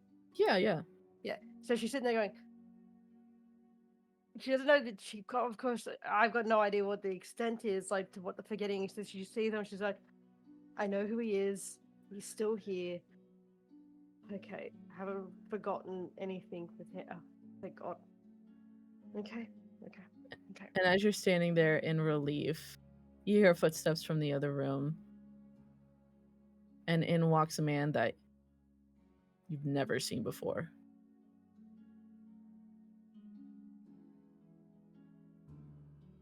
I immediately grab my knife and I'm just like, what? Who are you? He goes, whoa, whoa, whoa. What the hell? It's me.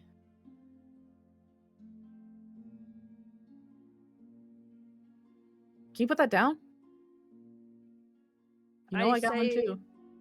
I say Frank's line. He repeats it back. And I just go, ah, fuck.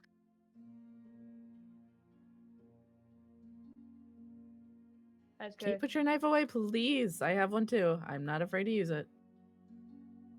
listen, things have happened. I need you to touch something silver quickly, and then I can tell you. Hold on. I just go, I grab my pendant, my locket, and I just put it against, like, goes, just grab the locket and then tell me. Then I can tell you. What is this? You know who I am. It's the middle of the night. You woke your father up. Please. Oh my God. Touches your locket. Nothing happens. Okay.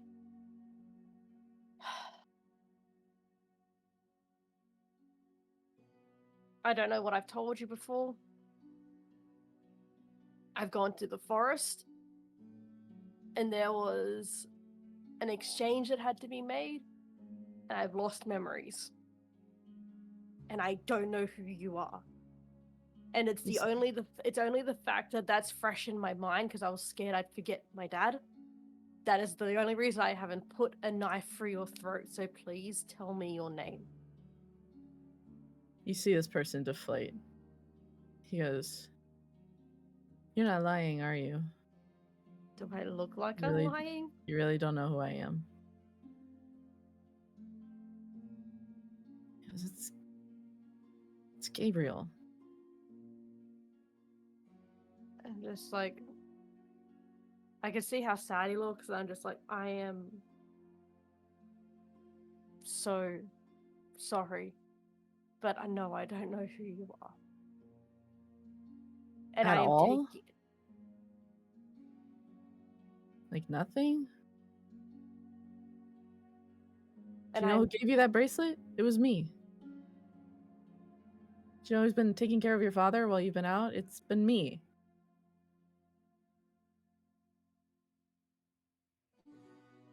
You know who's stuck here because he's an idiot? It's me.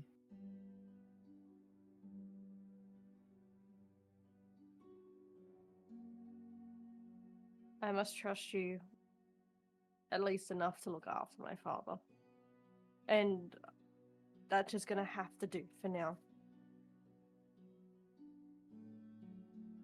I am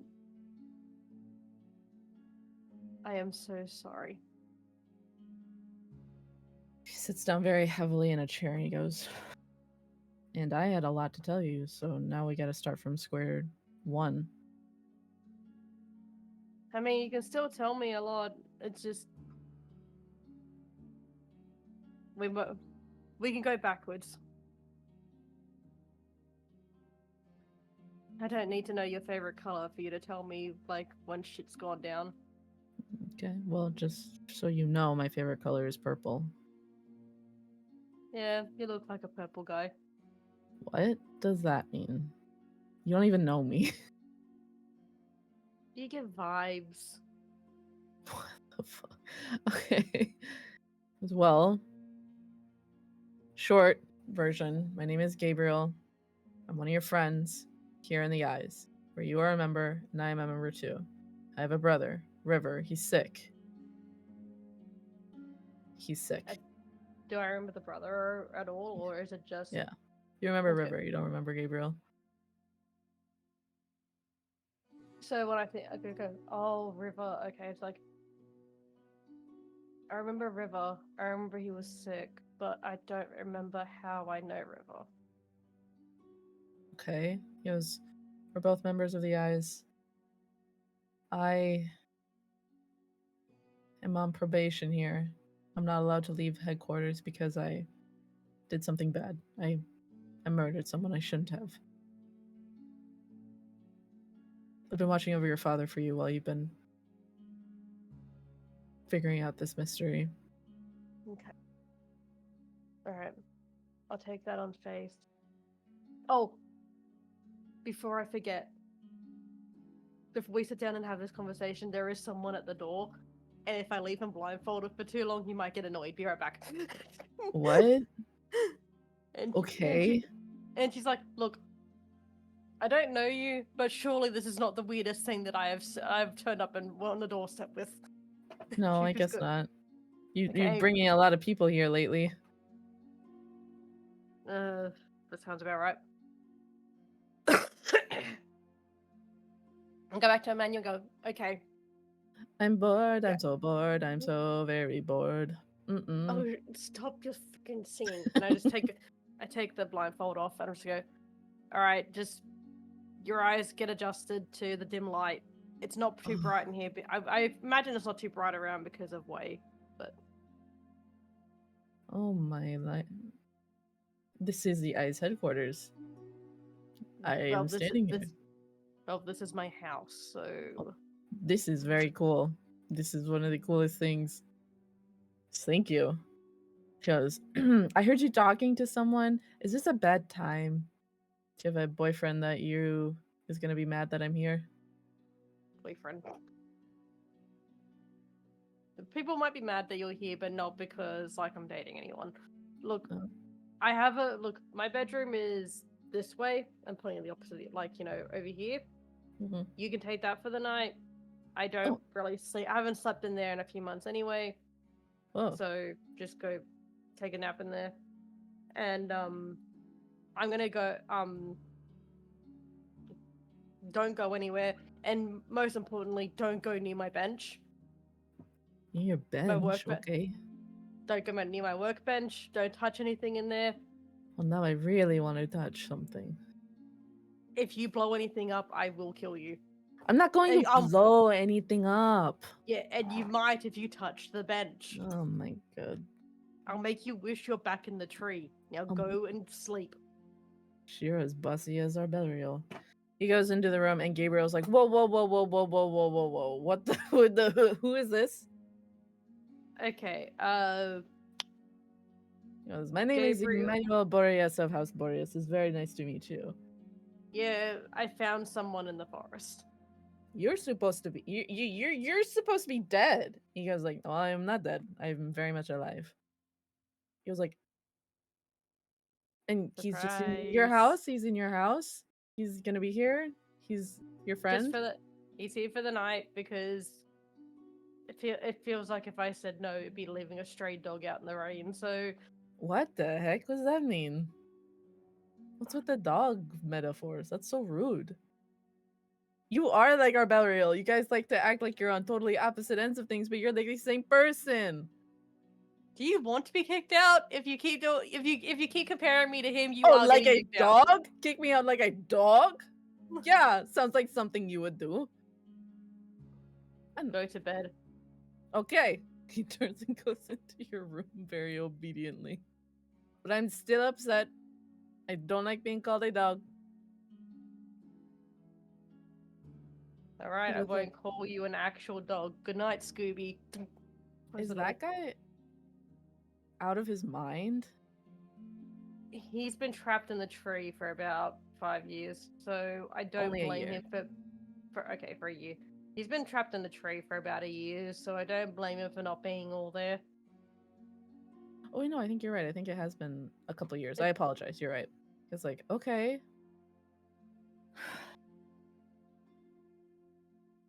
Well, if it's all right with you, since you're here, I'm going to go to my house because I haven't been there in a couple days and get away from this craziness. That's fair. You have. Oh no, I need to tell you something first before I go. Yeah. Okay. Important enough for you to tell me. Yep, let's go. Yes. They found Hai Sung. He's in the jail. He's in. He's in jail, along with Obadiah's. And the Sparrow and everyone seems to think that there's a mole in our ranks, and they're picking us off one by one.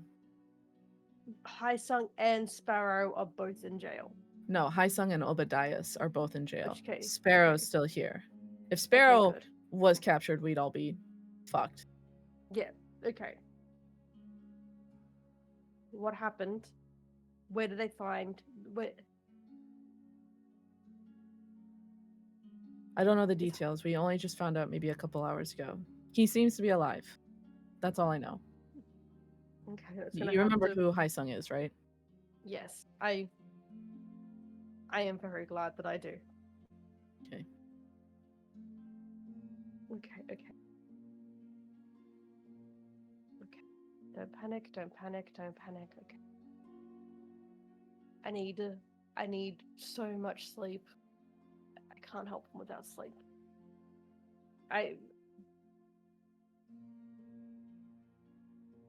Wyatt's maybe putting together a team to go bust them out, despite what Obadiah's might want. Shen's not able to. He's on a different mission right now, but we can't pull him Shen's- away from that. Of course, Shen's on a different mission. I was hoping to talk to Shen, but they're like, of course he's not freaking here. Well, you probably know where he is because of that I- vision in the forest. Yeah, I know where he is, but it's just like it'd be convenient if he was here. Nah, no, that's too easy, dude. He goes like, why don't you get rest? We'll talk more in the morning. I'll see what Wyatt has cooked up, and we'll figure something out, okay? Also, I don't know. My favorite food is a sandwich. Really? Sandwich? These What kind? sandwiches are great. I don't know. Turkey, roast chicken. You like your birds. But birds have been a repeat conversation recently. It's been weird. How are I don't you wanna know. pigeons? Pigeons are great. People who don't like pigeons seem to have like some kind of issue with like what they view as lesser beings. It's like they don't choose to be that way. They used to be bred for really great stuff, and then we just let them by the wayside like they're rats. That's not our fault. They were once our friends, and we just abandoned them. It's sad. Makes me cry every time I think about it. Did you read my history of birds book recently? Is this There's become a new nothing to do passion? here. There's nothing to do here. Yeah, I can understand. All of the fun stuff kind of had to go to the wayside when Papa. Yeah. Okay. I'm going back to my room. I'll see you in the morning. See you in the morning. Make sure to do the lock on the way out. I know. You know, I'm the one that doesn't know you. Okay. Mm-hmm. And let's take a break because I have to go to the bathroom, and we'll be right back. Okay. Okay. Okay. Bye, everybody. See you in a minute. In a minute.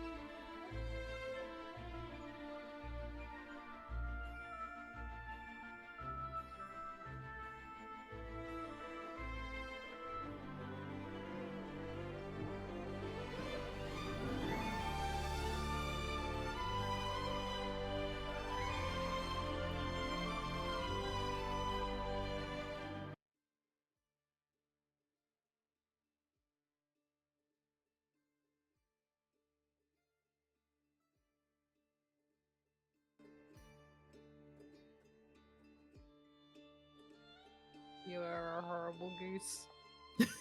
Wow. What the First it's talking about pooping in people's houses, and now people are horrible geese. It's just like the way that Miles was just singing the song, just like it's a brand new day, and all I could think was just the opening line from Goose, like the Goose Game. Oh, Really? It's a brand new day in Sargenty and you're a horrible You're a goose. Offer still stands. Anybody want to come try out my new bathroom? More than welcome. All right, we're Sargent- back. Sargenty would be fucked if it was Untitled Goose Game. Gotta be funny. Yeah. You're all kind of horrible geese running around town, really. All right, we're back. Morning breaks on the horizon, and y'all wake up in your respective homes. And I will say this. Gaius and Arbelriel, as you wake up, probably the first thing you might see, Arbelriel, is that Emily has set a small platter by your bedside with your mail that's accumulated. Gaius, you also notice that as you moved into the house last night and like Maddie was like rushing you, you have a stack of mail sitting on the floor in front of your door. might as well start going through it. Yep. As you both go through it, Bill, threat letter, Bill. as you both start going through, you see 2 letters. One of them is in a very beautiful gold envelope, like gold paper envelope with like a seal on the front, a wax seal on the front. The other is very nondescript, simple white envelope with no return address on the front. And the gold envelope has the return address of the Tybalt estate. This is to both of us, or just to Both of you, you both got this letter. suspicious? Suspicious. He opens. I think he's going to open the Tybalt letter first. Yeah, Okay. same. As you open up this very beautiful envelope, inside you see a lovely embossed invitation asking for your presence at a friendly luncheon at the Tybalt estate to celebrate Gaius Tybalt taking over the publishing business of the Tybalt family. In addition to just kind of like a, let's get everybody together for a little get together. Of course, they have to make a big deal about it. I'm just so proud of you. He kind And of it's he looks at it. scheduled. Sorry, I Wait, didn't mean to sorry. interrupt you. He got. Oh, okay. So you said he was. That's what I was going to look for. Is like see when it's scheduled. It's actually scheduled for we're in the forest for a week. It's scheduled for the following day. Out of the forest and back into hell. All right. He kind of just folds that letter up and just tosses it onto like an end table. And what of you, my suspicious little friend, as he checks? I'll just say real quick, you know that your mother's like get-togethers that she puts together are very like big affairs, and probably a lot of people will be coming to this. Probably. Yeah.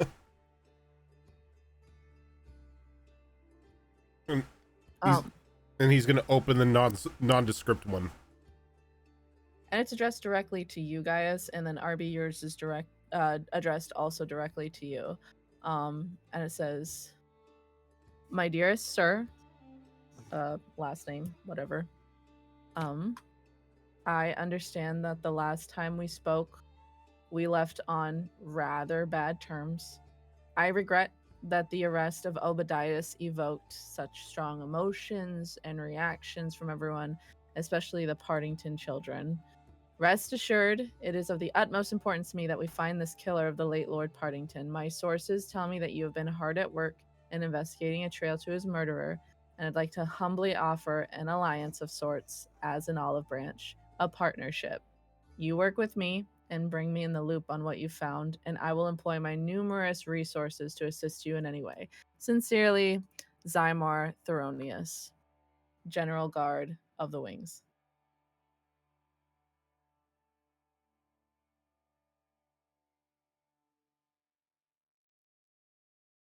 Oh, the music trailed off at the perfect moment. Well, this is definitely going to probably be the top subject of our little meeting today. Mother's party, and the head of the Wings wants to talk to us. Fun. Can I go back to the forest? Maddie, if you're awake, you probably see this as well.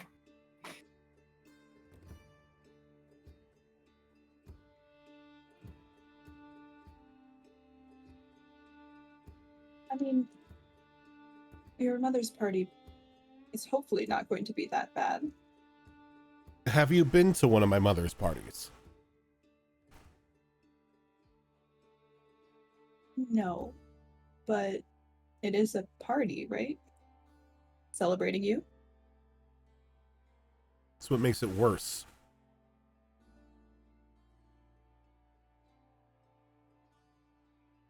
My mother's parties are always... Extreme would be an...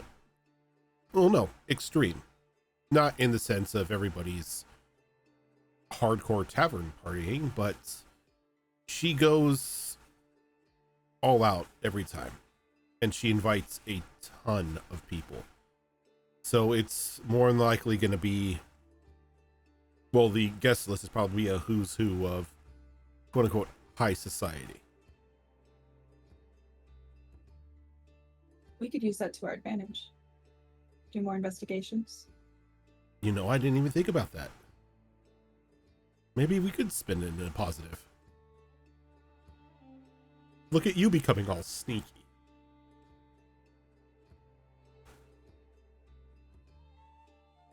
As for the bringing the Wings in on this, I don't know if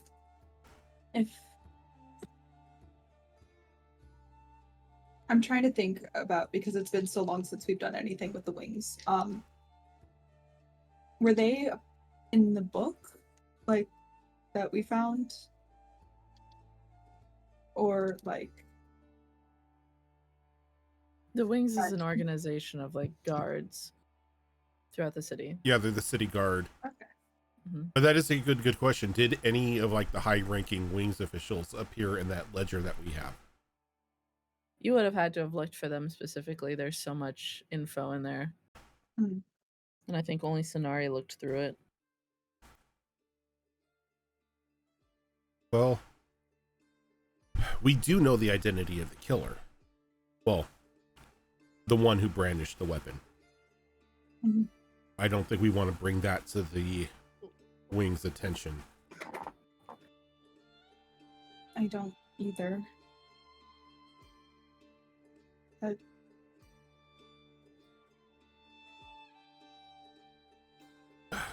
I know that they can be useful, but...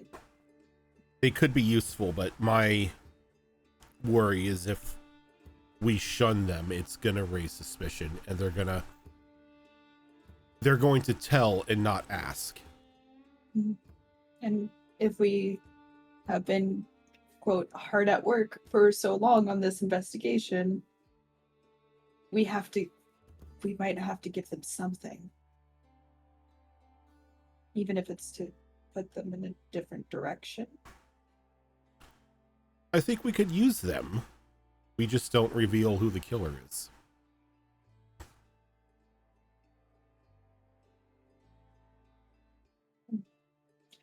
Definitely need to have a bigger conversation with everyone else about this. Indeed, and especially Sonari, seeing as how close she is to the individual. Mm-hmm.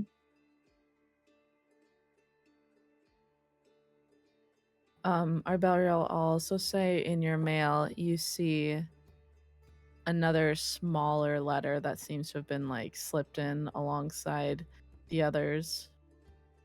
And as you open it, you recognize that familiar symbol of that black hand, that black sun symbol. And it says, despite our altercation in the forest, I feel we can make amends and find a way to work together. If you are willing to meet, you must tell no one and raise the tallest flag on the tallest spire in your home. We'll tell you where to go from there. And it's signed with that symbol.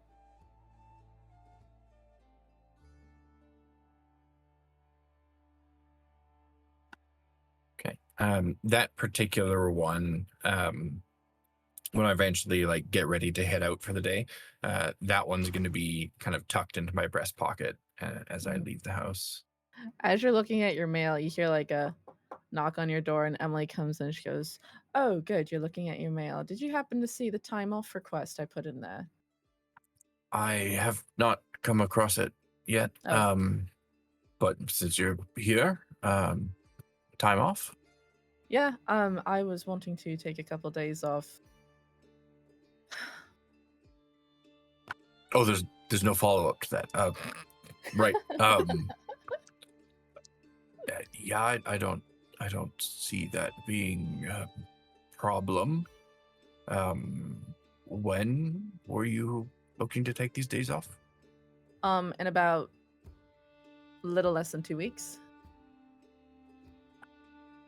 I know I've never asked for a vacation before, but I just wanted to, yeah. Yeah, that's not a problem. Of course you can have time off. Where are you headed? Just out of personal curiosity. I don't know yet, sir. Planning to stay within the city, or are you going abroad?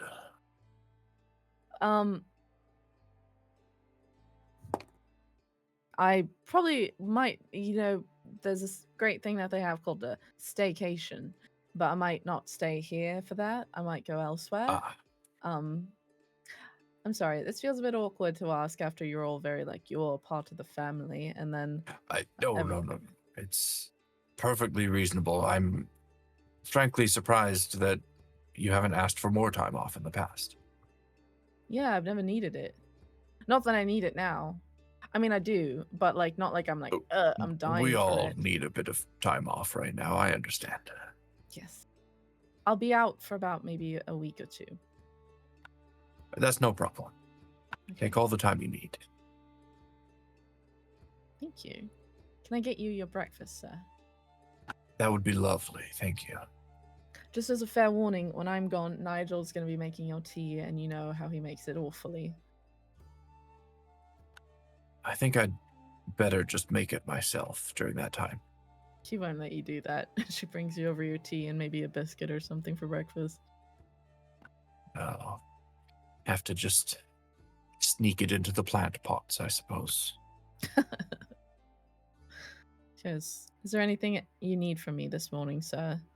I know that you were unwell last night, but your parents are still asking to see you. I know that maybe things ended poorly last time you saw them. You probably don't even remember. Yeah, did they end poorly? No, they're still alive. Like I said. Not quite that poorly. Yeah, no. I believe you had confronted your father and basically inferred that he was corrupt to his face. I did what? You were going to be taking over everything now, and you were going to do a better job, and he was selfish and greedy, and he was killing the people of the lower edge with his actions. To paraphrase. I did all that. Yeah, I was very impressed, actually. I didn't think you had it in you. And then I immediately forgot that they existed. Yes. I don't think he did that with that in mind, but that is what happened. I think I'd best leave the house today. Probably quickly. They might have heard you come in last night, but I'm not sure. Nigel probably told them. Maybe I'll forego that breakfast and just stop at a cafe in the city somewhere. She's like, actually, I just have it. She wrapped it up in like a little handkerchief. She's like, you should just eat on the go. They're probably busy. Ever thoughtful. Thank you, Emily. Of course, sir. Well, if you need me, I won't be here. Unreachable as always, sir. Of course. All right. And she leaves you to get dressed for the day. And once I'm dressed and ready to go, I try to sneak out of the house as quietly as possible. You wanna give me a stealth check?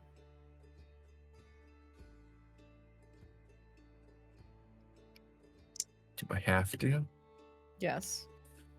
Well, how about a 7?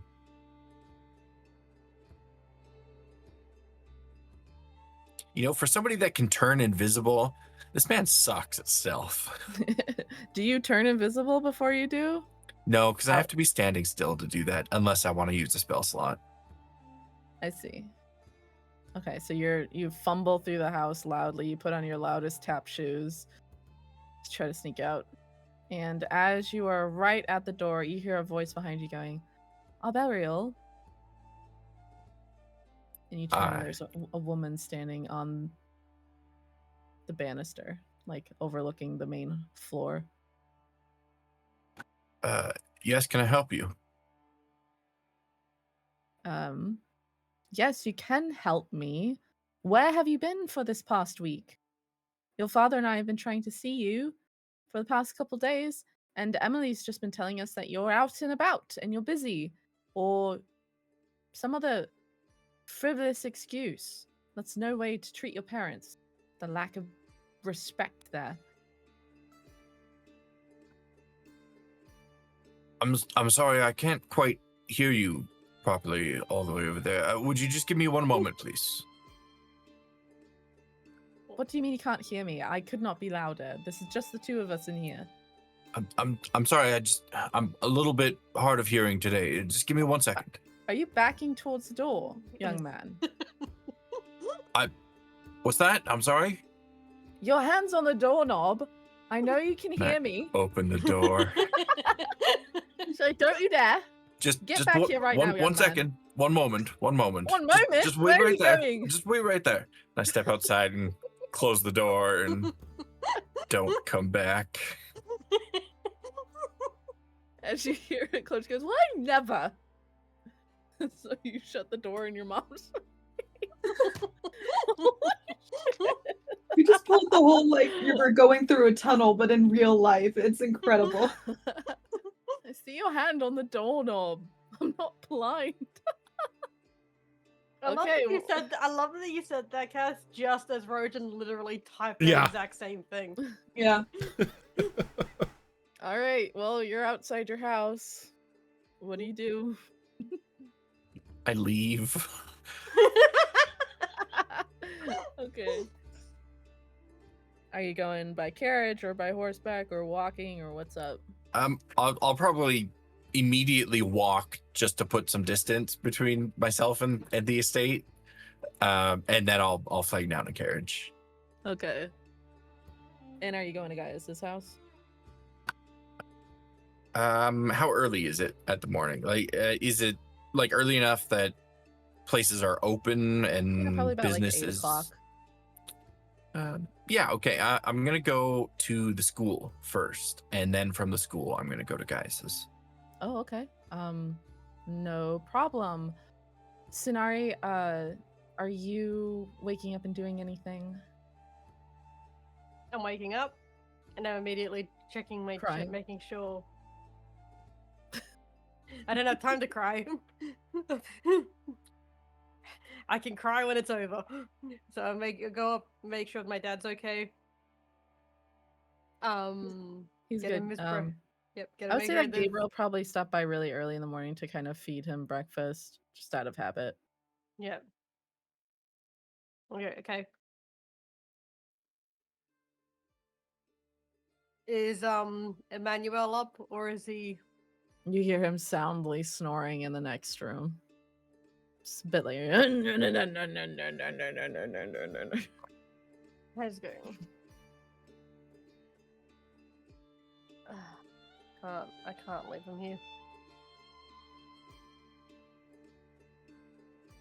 I don't have time to deal with taking him to the eyes with everything with high sung, so I need to take him with me. So I just go to the heavily knock on the door. Plus, no, don't tickle me. I don't like it.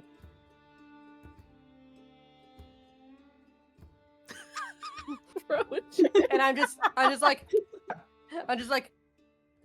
Sleeping Beauty, you got 5 seconds before I start coming in and flickering the lights. Come on.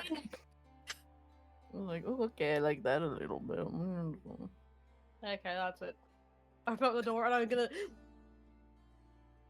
It's like that. Imagine there's like a gas lantern, and I'm just gonna go. I'm just like Sleeping Beauty. No, I'm tired. Good morning. He goes, what? Alright. He sits up in bed. His hair is wild. He goes, what are we doing today? Well, what you want to do is up to you. But I have a lot of things I gotta do, and I can't leave you in the house. Well, I'll come with you. Just let me get dressed. He falls out of bed. He goes, your bed is very tiny. It's not what I'm used to. He's like pulling on his boots. I'll go with you. I'll help you out. As long as we're Okay. not going to anywhere with Arbelios or Varus or any of that nonsense, I'm good. Well, I have no idea if he's gonna turn up there, but he might, so that's not on me. I'll still come with you. I don't want to be stuck here. I'm finally free. I want to go out and about. Yeah. Okay, so I'm gonna leave you to do your thing. I'm making food. Get used to. I hope you like spicy. I can shut the door. Okay.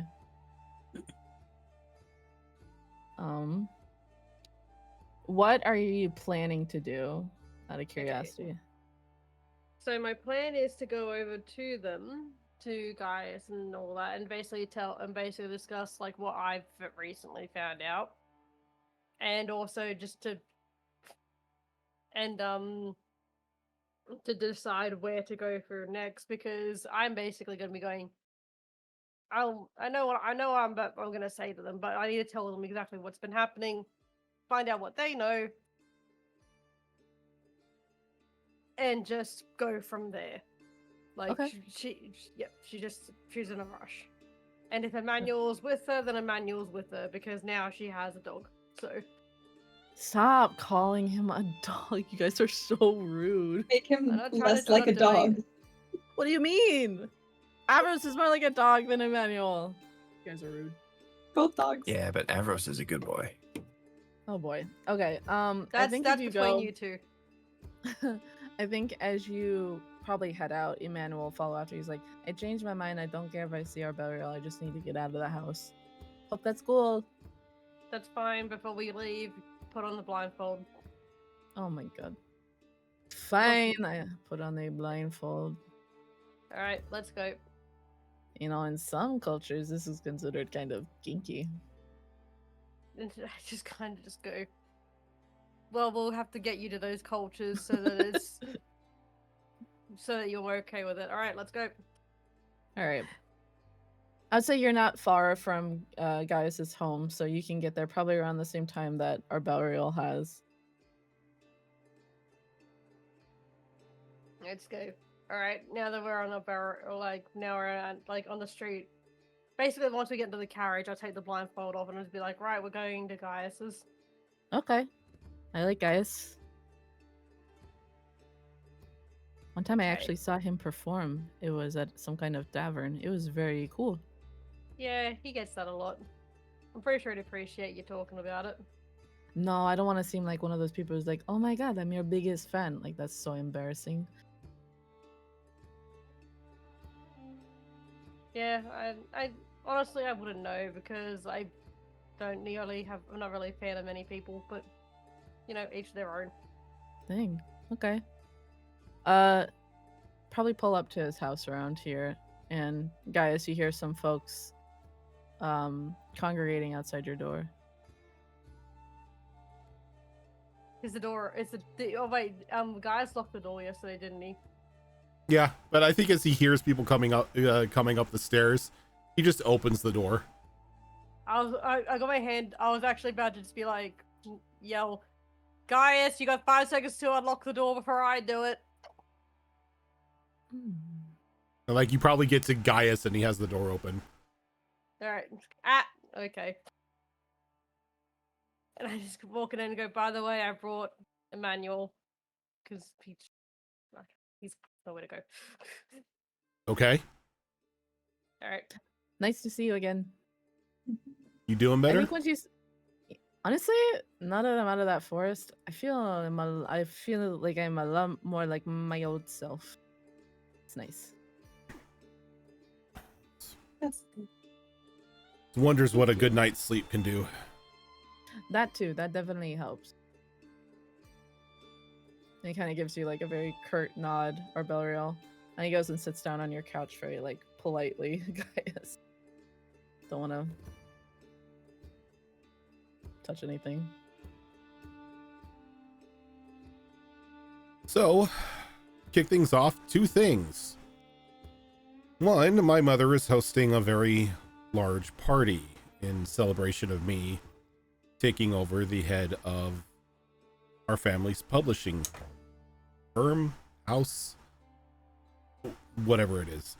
Fuck, you rich people have a lot of parties. Jesus Christ. Yeah, look, I'm not a fan of them, but I just remembered, Arby, you said you wanted to go to the school first. I'm so sorry. oh, okay, yeah. Probably, we could have you bounce over to the school real quick, and then you maybe come over and meet up. If it's easier, I can do the school after this. It's not like a pressing thing that needs to be done. Let's just have you here first, and then you guys can split up and go about your ways.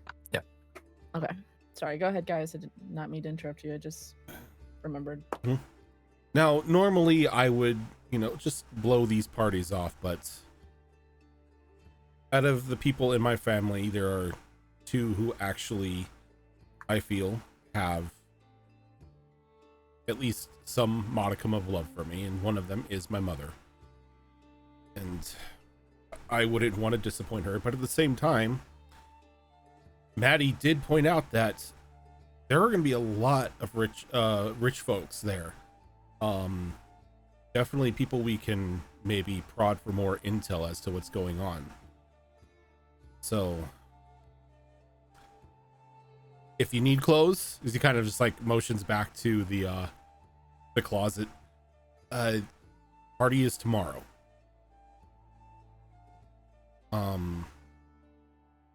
Other than that, yes.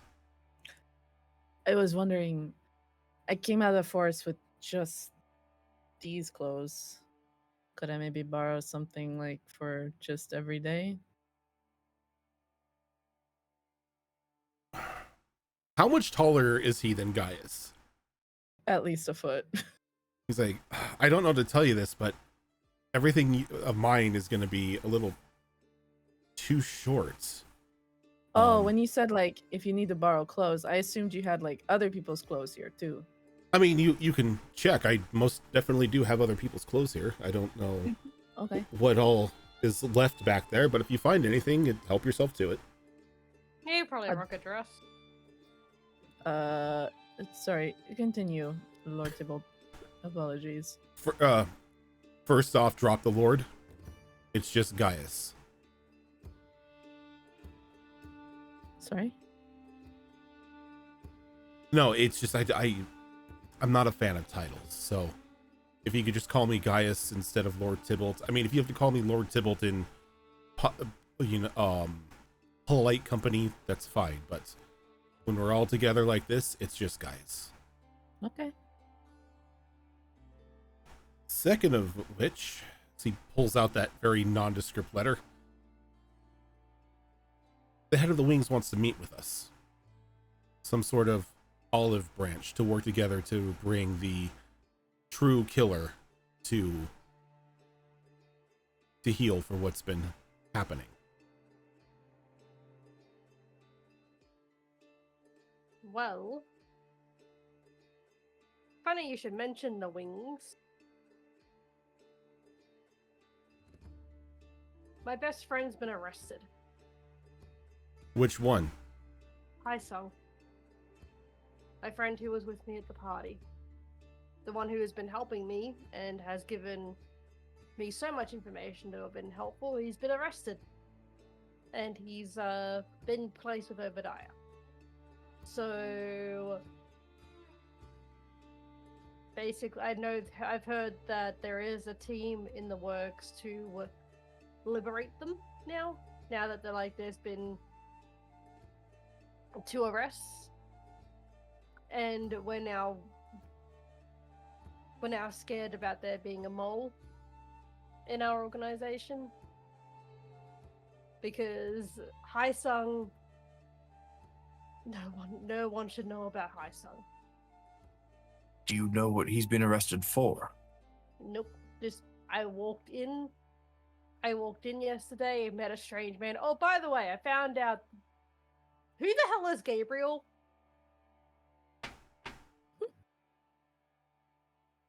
You're joking, right? No. Do I look like I'm joking? I am very freaking tired. You forgot who Gabriel into- is. Walked into my house, found a strange man who looked very sad when I asked him who the hell he was, and the only reason why I didn't stab him was because he was able to tell me the eyes codes. Bro, did you just say that you forgot who Gabriel was too? No, I just said you forgot who Gabriel Oh, was. okay. I thought you said that you Sort of- forgot it. Like, Sort of as like he's putting 2 and 2 together as like the tree. Mm-hmm. Well, where to start with that one? from the beginning.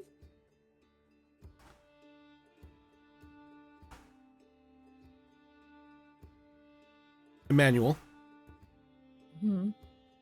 what I am about to say is strictly confidential and does not leave this group. Who am I gonna tell it to? Nobody knows I'm alive and nobody wants to know me. But I swear.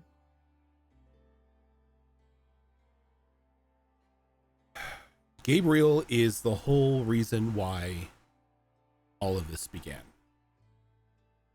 He is the one who murdered Lord Partington. Not out of anger, not out of malice or anything. The man was desperate to save his brother. Somebody got it. River's got the plague. Somebody got it into his head that if he assisted in extinguishing Lord Partington's life, his brother would be cured.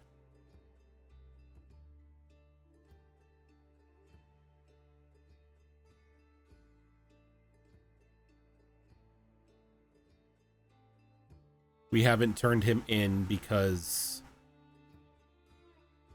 of who he is to you and because of his situation. And also it's be useless turning him in because he's just a symptom, not the cause. Exactly. That's why we haven't dropped his name to the wings or anything like that. And we're not going to. But as I was telling Maddie, if we spurn this invitation to meet with the head of the wings, I fear that this request is going to be turned into more of them telling us that we need to give them the information that we have.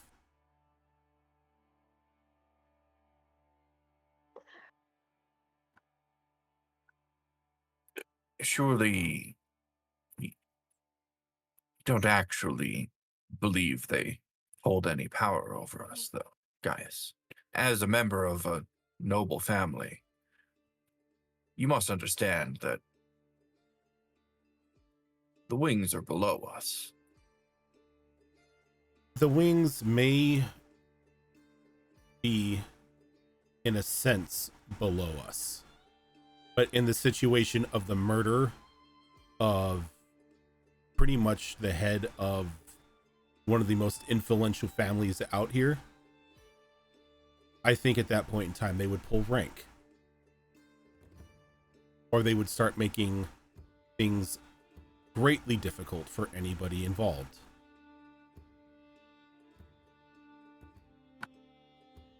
I think what concerns me more than that is that they have seen fit to approach us asking for help, which means that they have at least some inkling that we know perhaps more than they do, or we have been looking into it deeper than we have let on, and that concerns me because what reason do they have to know that information? Well, to be fair, we haven't really been the most quiet about how we've been going about things. We've also told our parents, well, some of us at least told of our parents of the existence of that document, of that ledger. Who has And done also- that?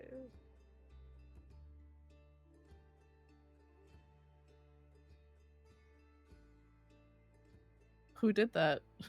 Am I remembering wrong? I thought somebody dropped that information. Yeah, but the person who did that doesn't know who the hell he is. Doesn't know he has parents anymore. Oh, right. It was Arby. So, like, Gaius is like the blank stare that he gave Sonari, he now gives it to Arby. Like, Arby, you dropped that. I've done no such thing. Yeah, you did.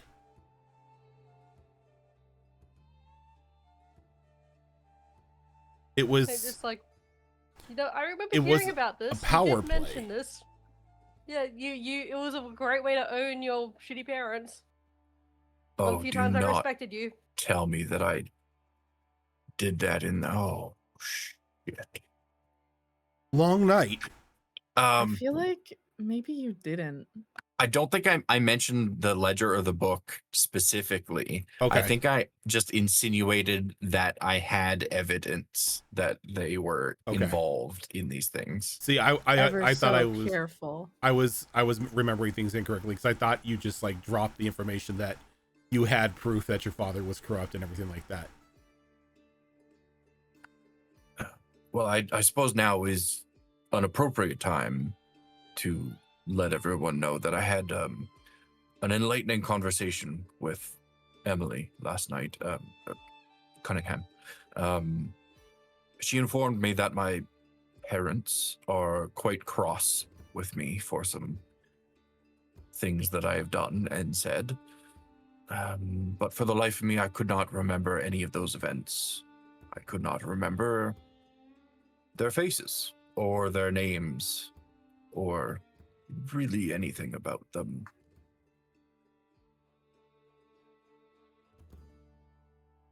Which So, seems like it what could be you forgot? problematic.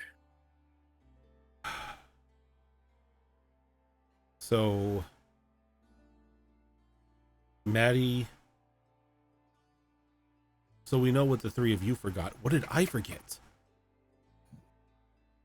Oh, it's the beauty of forgetting crap. You don't know. How many till brothers do you have? I don't know, Malls. How many brothers do I have? You got 3. I You have- know that. Okay. I've It'd got be crazy if you forgot your brothers. What are their names? now you're asking me to remember what their names are. Gaspard, Lionel, and Richter. Yeah, there we go.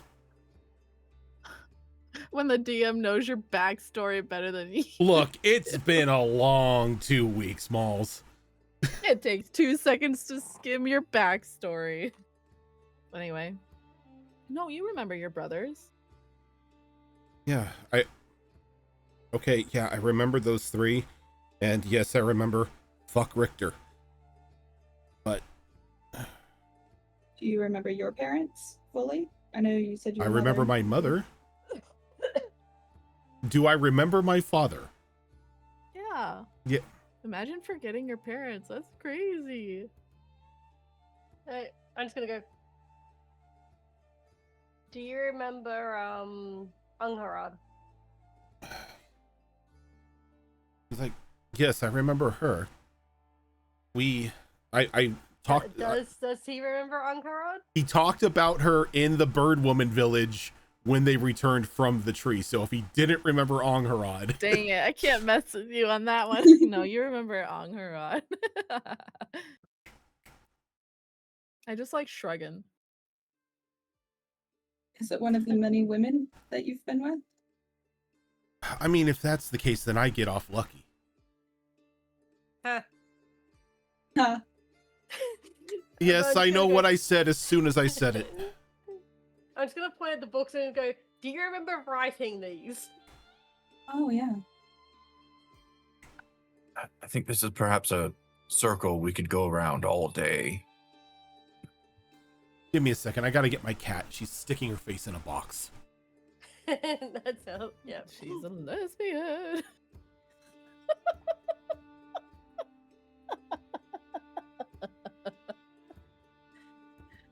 Oh, you. Sorry. Stay out of the boxes. You can't have the plastic. Mine eats the fucking sticky tape. She won't stop eating it. I have to peel, like, they want to play with the boxes and I have to peel all the packing tape off it beforehand. Otherwise, she'll eat the fucking things. Whenever He we likes- did a box, like an Amazon box or whatever, when Obi was alive, we just put it aside for him because he just loved to sit. Why are you being a pest? Evie likes the crinkle plastic and she loves bubble wrap. Who doesn't? I've got no problem with if they played with it, but she won't stop eating it. That's bad And for then she- you. Oh, she plays then it. she She plays throws with it bubble up. wrap. She plays with bubble wrap. She likes to pop it. Yeah. So I think Arby puts the kibosh on Yeah. trying to figure out what Guys forgot. But guys, it's which just only now makes like it only makes it all the more exciting for when you finally do remember. so. Okay, fair. Look, I don't know what to do about this meeting of the wings, but I do know that they're planning on breaking them out. I don't know when. I need more information on that, especially because I'm going to be getting in on it. Like, I need High Sung out. Whatever I want, like, I was respecting it initially, but I'm not leaving High Sung in there.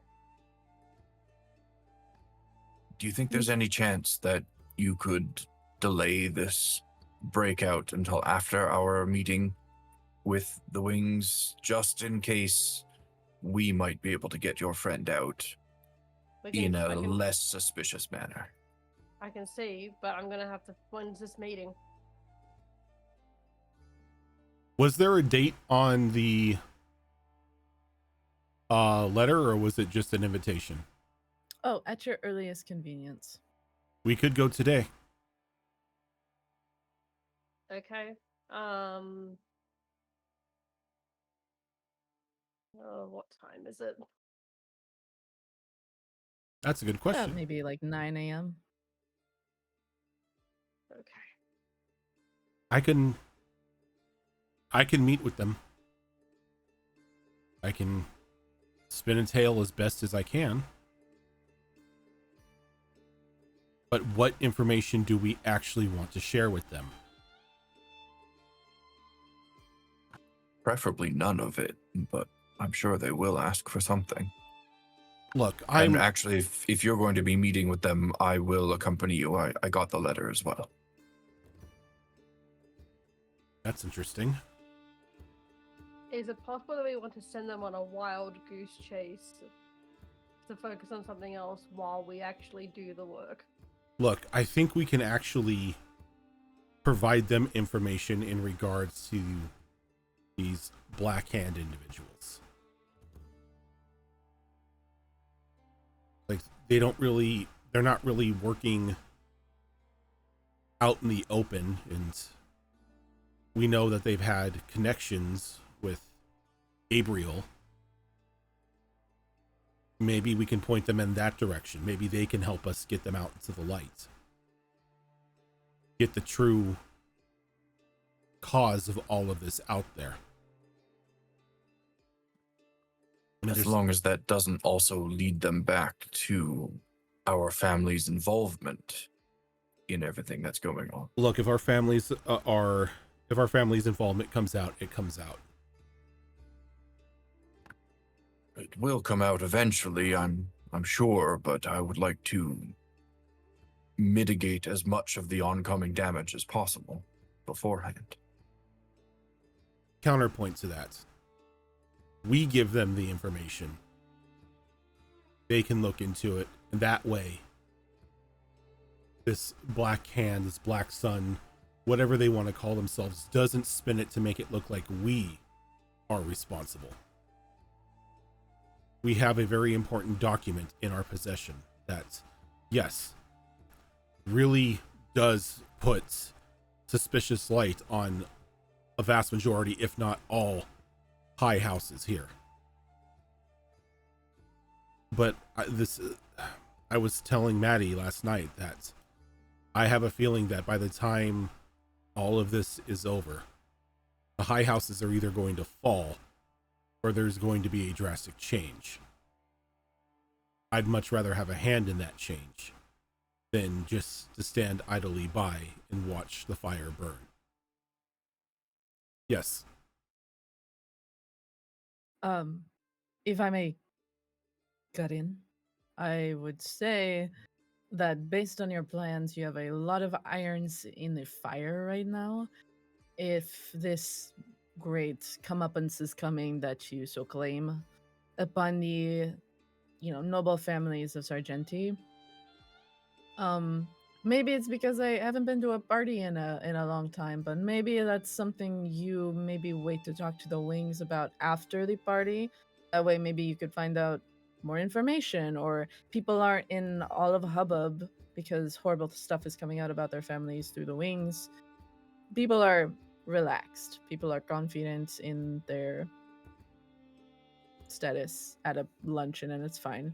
People might become a little on edge and anxious and paranoid if we start naming names before then.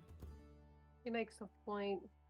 Good point. And Thank we can also, like, if we decide that we want to give them a direction to go in, maybe we could find, as Maddie said, a lot of shit comes up at a party. There could be something that we could find out there that we could be like, hey, go this way. And go this way, and preferably away from your headquarters. If that's the case, then I'm going to have to rely on the three of you to be the little birds at the party, because I am going to have many unfortunate eyes on me. We will be your guiding pigeons. Are you going to be performing at the party? You know, that brings an idea. I just wanted to tell you, I've seen you perform before and it was excellent. Well, thank you.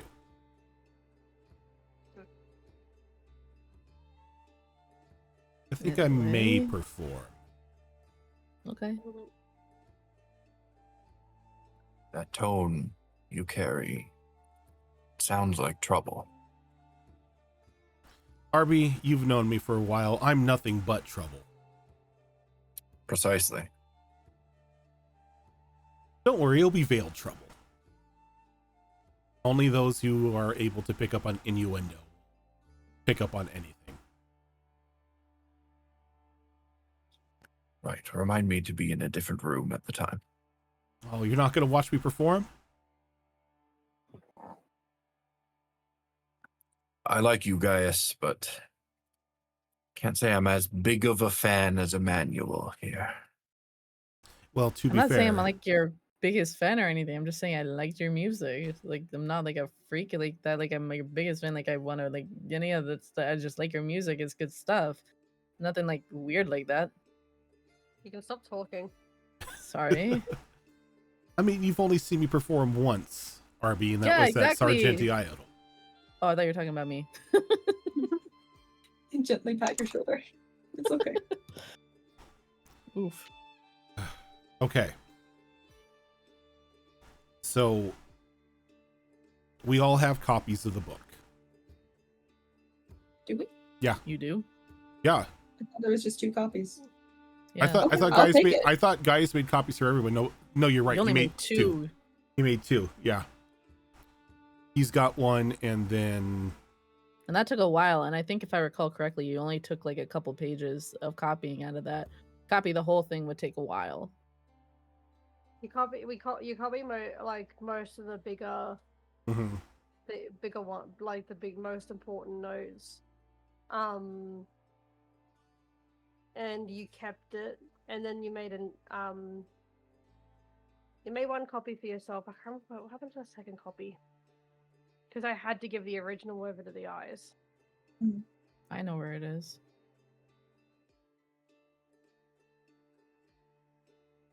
Is that you, Maul, saying that, or Emmanuel That's saying me, Maul, saying that. Ooh.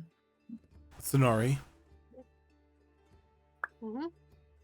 we're gonna need that original copy.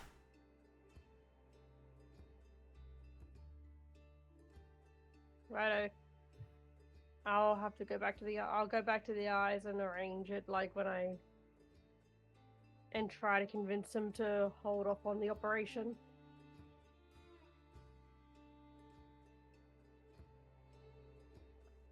I think as the conversation comes to a close, you guys have the option to maybe plan out a couple things you might want to take care of before the next day, which is the luncheon.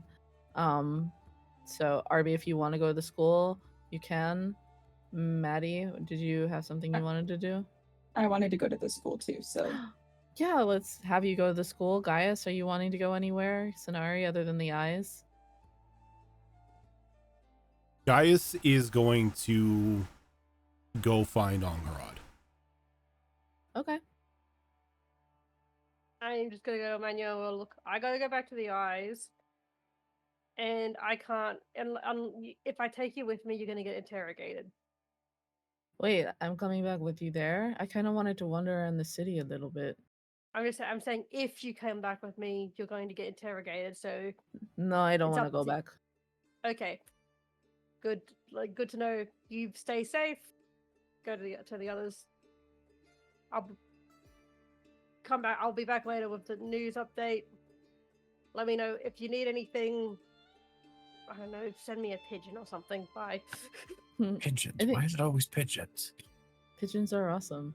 I think I might go to the Partington estate and see how Avros and Marina are doing. okay. Shall we all meet back here this evening then? That's a good idea. Sure. All right, bye. He steps out of your house. Wait, did you want the clothes? Oh yeah. But I guess if you find something you think might fit me, just let me know. But nothing stupid, please. I don't want to walk around looking stupid. I'm supposed to be inconspicuous a little bit.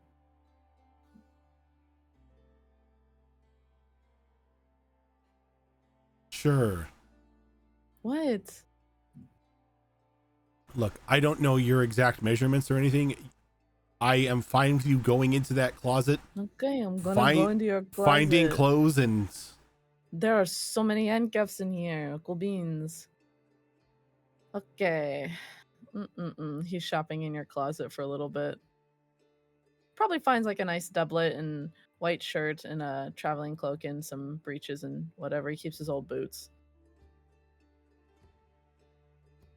Wow, you're not kidding. It's kind of spacious in there. Half this house is closet. I had it installed. Wow, okay. He goes, okay, well, goodbye. And he steps out of the house. And it's like he like walks off, guys, turns around, he's like, Arby, you've known him for a while, or the most out of all of us. What's the over-under he's going to betray us? Betray us? I don't think it's very likely. Get us in trouble? Quite possible. Okay, But I get betray us in trouble. I don't think so. Okay. Well then, let's meet back here tonight. Figure out what we're going to do for tomorrow. Sounds like a plan. I think Arbariel and Maddie, you can probably head to the school, and then Gaius, if we have time, will try to fit in Angharad. Yep. Actually, Gaius, I'm dumb. Yes. Within your mail, you received a tiny little note in a tiny little envelope and saying, "Dear Gaius, just wanted to let you know, well, I haven't seen you in a couple days, but I'm being dispatched from the doctor's clinic, and I am back home. I hope you are well. Hope you wrote some good songs while you've been gone. I would love to hear them. Love, Angharad." And then underneath, P.S. Not love as in love. That's just how I sign my letters. Sincerely, Angharad.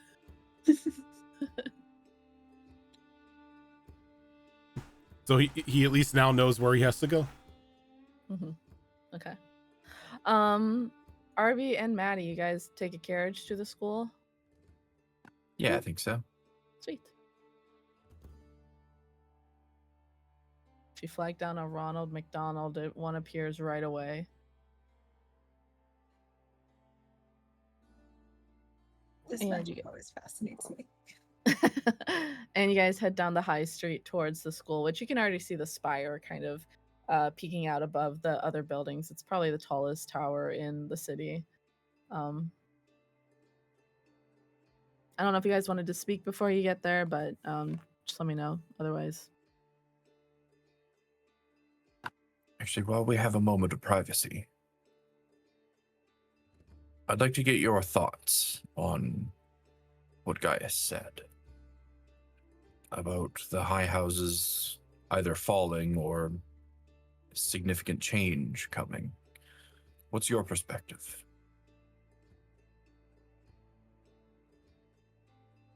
It feels almost inevitable at this point.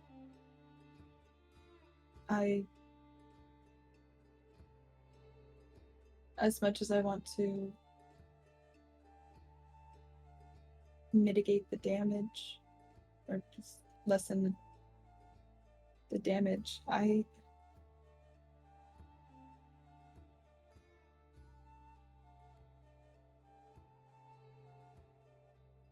feel like change may be needed given all of the corruption that we've seen. And what sort of change do you think is preferable to just eliminate? By eliminate, I don't mean kill. I just mean to remove the high houses altogether, or to remove the corruption within them, but have that power structure remain in place.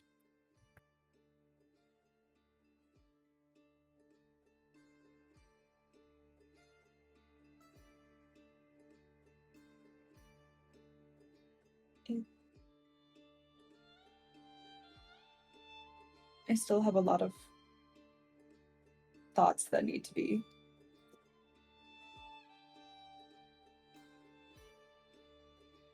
fully formed in regards of this.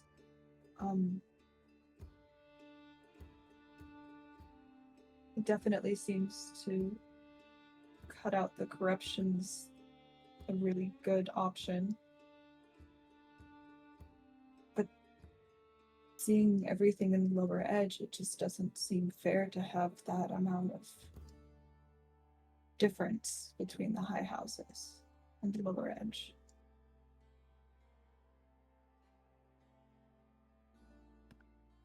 I can understand that, and I do agree with that.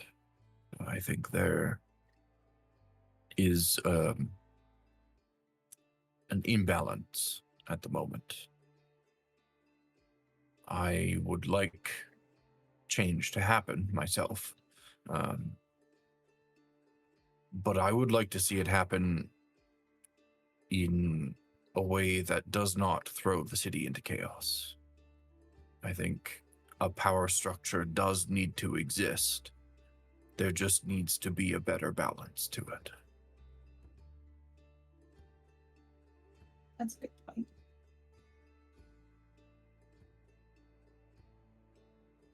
right now, I think that we should focus on the plague, and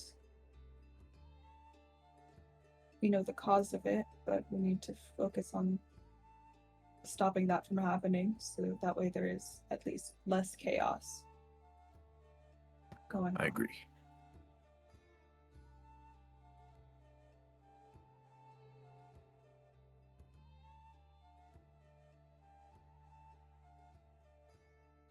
If that's everything, you guys probably pull up to the school at this point.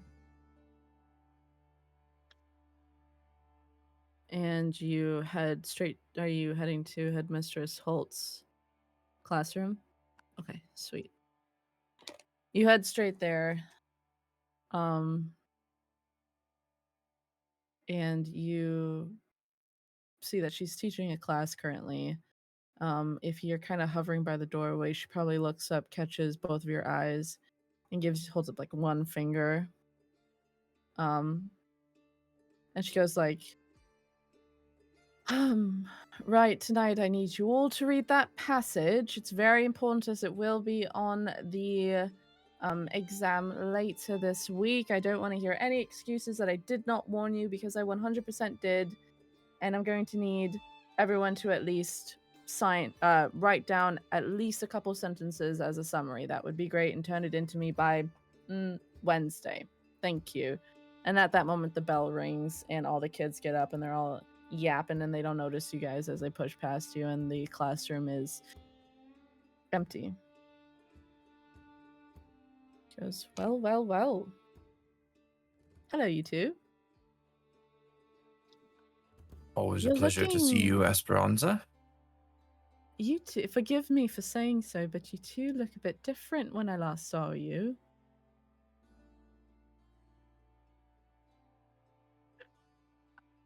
Adventure takes a toll. She looks right at you, Maddie. She goes, I trust the forest didn't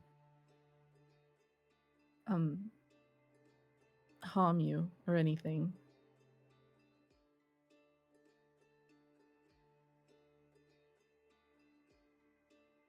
Not necessarily physically. Oh, mental harm. That's the most fun kind. She goes, yes, well, come in. May I make you a cup of tea or anything? What brings you to my classroom today? I'm actually on my lunch break, so I've got a bit more time than normal. I'm here for a more personal matter, so if you have something more pressing, by all means. No, I've always got time for you too. Unless this is something you need to speak to me in private about. No, not private. But I actually, forgive me, I didn't ask why you were coming here, Maddie. If your matter is more important, then please. My magic has developed, and Marina said that I should come see you. Developed in what way, darling? And she pulls out the paintbrush wand.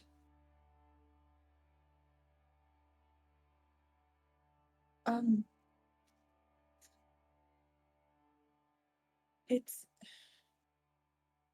now I need to reread it all, but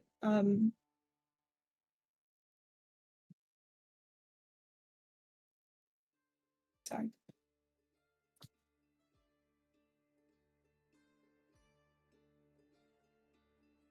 I don't know how to properly describe it.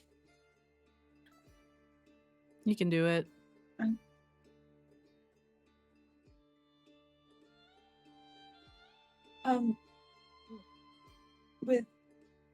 With this wand now, I just choose a target and something happens.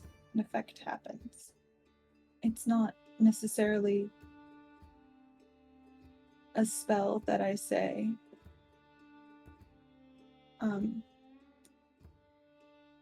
It's kind of random. Forgive me. You mentioned that your magic has changed.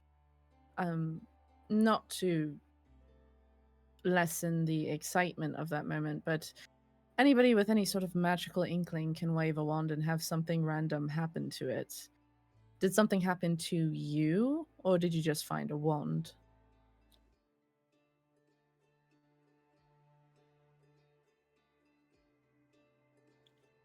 Why is my mind drawing a blank?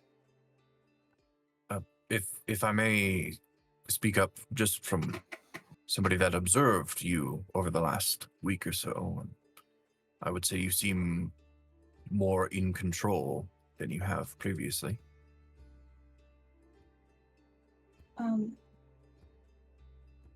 I think at one point I was able to make one of my drawings come to life.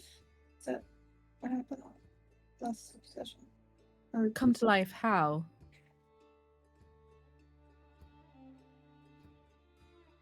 this is why I need better notes.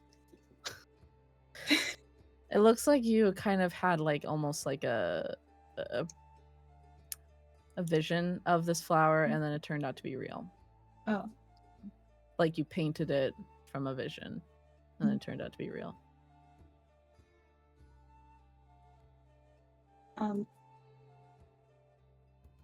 I open up my sketchbook to show the painting of the flower.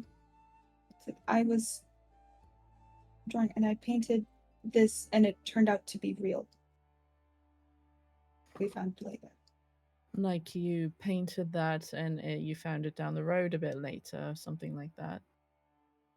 In a vision. In a vision? All right. I have many questions. Not for lack of information or you not telling me enough, but that's just how I am as a person. But that's very good. I think I had mentioned to Lord Sarveris that I did worry about you a bit going into the forest because it can either make or break a person. And it seems to have helped you kind of unfold your magic a bit. Maybe find a different avenue for it. It might not be the one that you had essentially, like, maybe originally landed on, but I mean, prophecy is a very powerful thing. That's why Lady Partington is so highly sought after for her visions through Lady Luridia. That stuff is nothing to scoff at.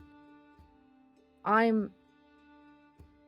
understand that you and I don't quite have the relationship that maybe myself and Lord Sarveris do, or myself and Lady Marina do, or maybe you and Marina do, but I'm happy to offer my services to maybe help you unfold this a bit more.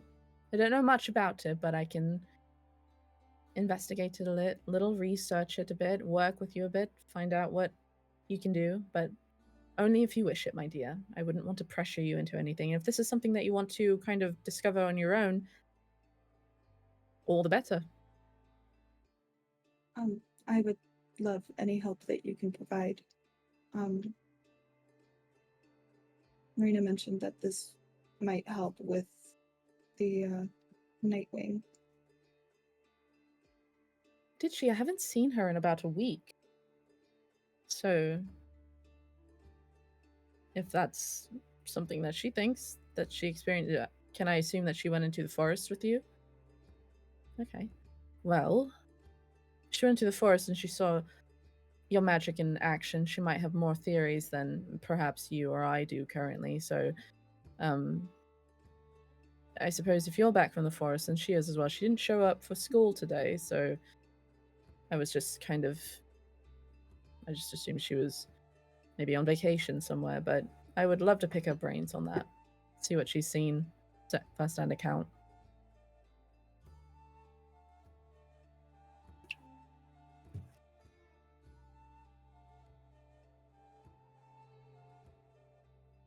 I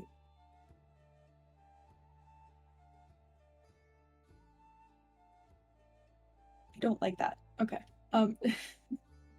that she hasn't shown up for school today. Oh, okay. And everything. That's why I'm like, she also sorry said that she wanted to go to the school, so she was like so excited to go. Yeah, I get you. No, she hasn't shown up for school today, but I just assumed maybe she was busy. She works on a volunteer basis as a TA, so. Well, let's pick a date and time later. maybe in the next couple days, and we can maybe look into this magic a bit more, maybe see how it could help with my research with the plague. You would be doing thousands of lives a great favor. Thank you. Of course. And now, Lord Sarveris, what was your business? Yes, I was hoping you could Unless take a you look. stop by for a friendly chat, and I'm always welcome to that. Oh, I'm always open to having a friendly chat with you. You're one of the few people in the city that I don't feel has an ulterior motive whenever we just have a polite conversation. Oh, that's good. Then I haven't given it away. Noted. I was actually hoping that you could take a look at something for me. It might be a little mundane for someone of your expertise, but well, if you're going to get something done, why not get a master to do it?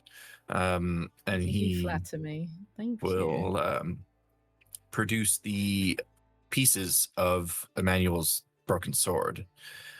This sword recently held some, I believe, very powerful magic, and I was hoping to fix the blade itself, but I don't want to restore the magic in fixing the blade. So I was hoping perhaps you could take a look at it and just determine that the magic has left it before I try to repair it. As you lay out the pieces in front of her, she peruses it. She goes, "What's this? What kind of magic was on it?" Well, it goes with this scabbard, and while it was whole, anytime I put the sword within the scabbard, the original owner of the blade would also be pulled into, I don't know, some sort of extra dimensional space. It's like they were connected to the blade itself, and when the blade was put away, they too were put away. Dearie me. That is quite a bit of magic. Indeed. Was it willingly, or was it a cursed item? Well, he didn't really seem to enjoy it, so I would say it wasn't necessarily willingly. Oh, Arbariel, please tell me you didn't torture that poor person.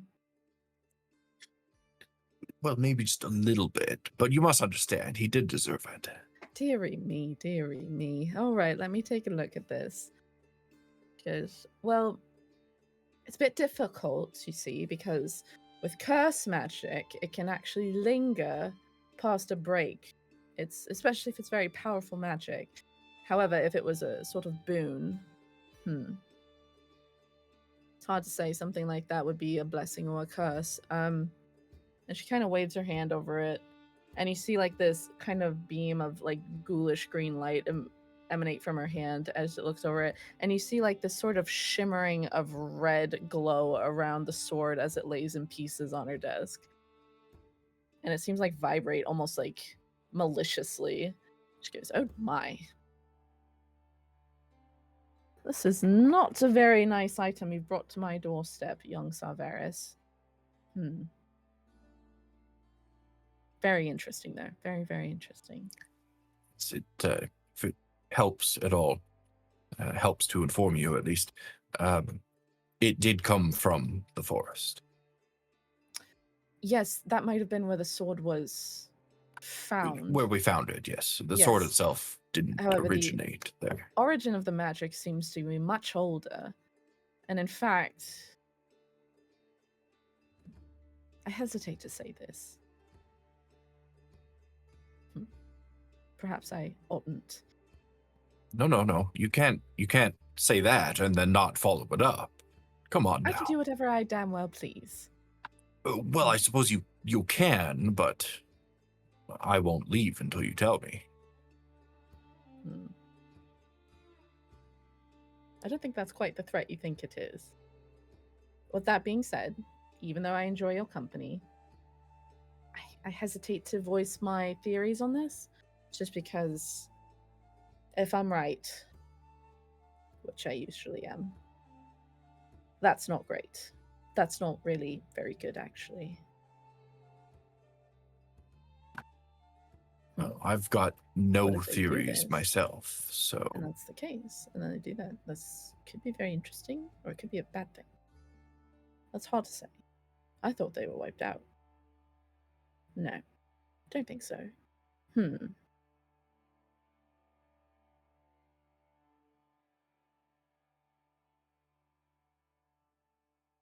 With a magic user and their magic, one might be able to tell that the magic from a magic user, such as yourself, myself, or Miss Fitzgerald, probably feels a bit different and doesn't quite carry the weight of, say, the magic of a god or goddess, would you say? I would agree with that sentiment, yes. Yes. The magic that I'm picking up from this, it's giving godlike power. And that's a frightening concept.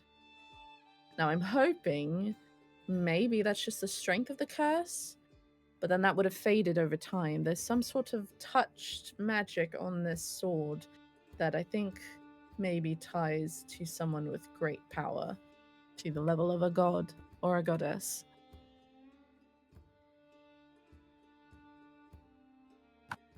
That admittedly is a little bit concerning, given the actions of the individual that this was tied to. What happened? He seemed to be struggling mentally against another entity of some sort that drove him to violent action against somebody that I know otherwise he would never do any harm to.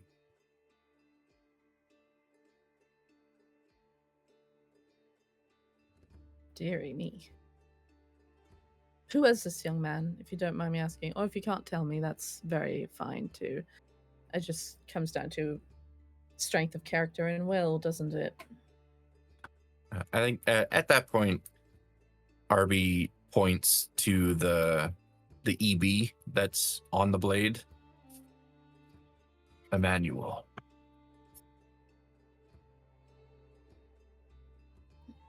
Of House Boreas. That's right.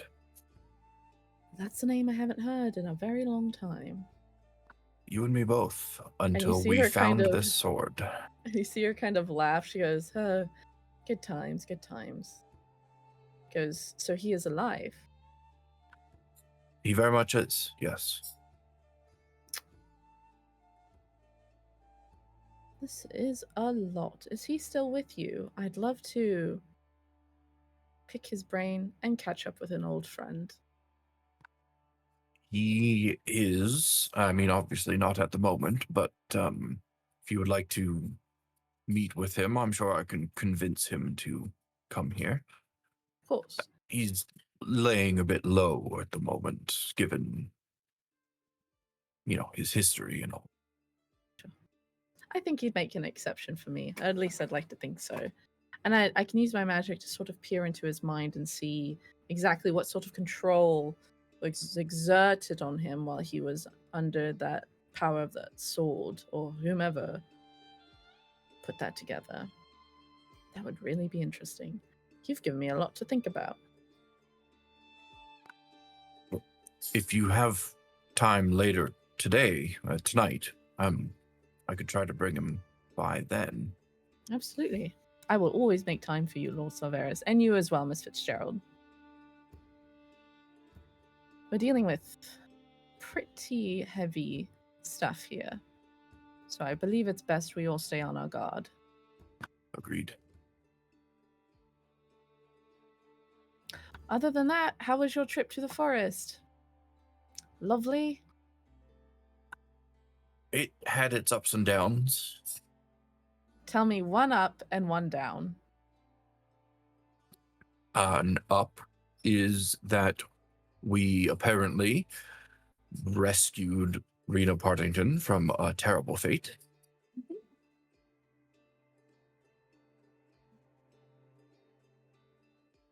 Oh. May I ask what happened?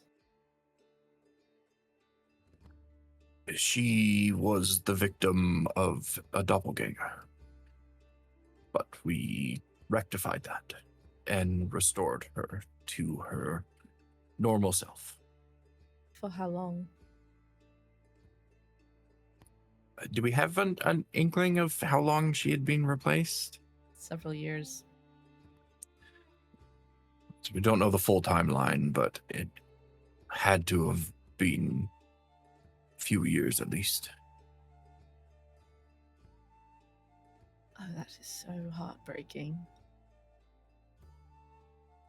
Damn it, I feel like I should have known. I saw her once in 5 years.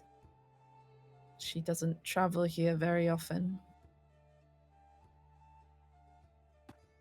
Well, I think many of us should have known, but none of us did. But she's back now. She reaches out and she like grips your arm. She goes like, "Is she all right? Is she harmed?" She seems good. Yes, I'm sure it's gonna take her some time to work through everything mentally, but she seems good. Yes.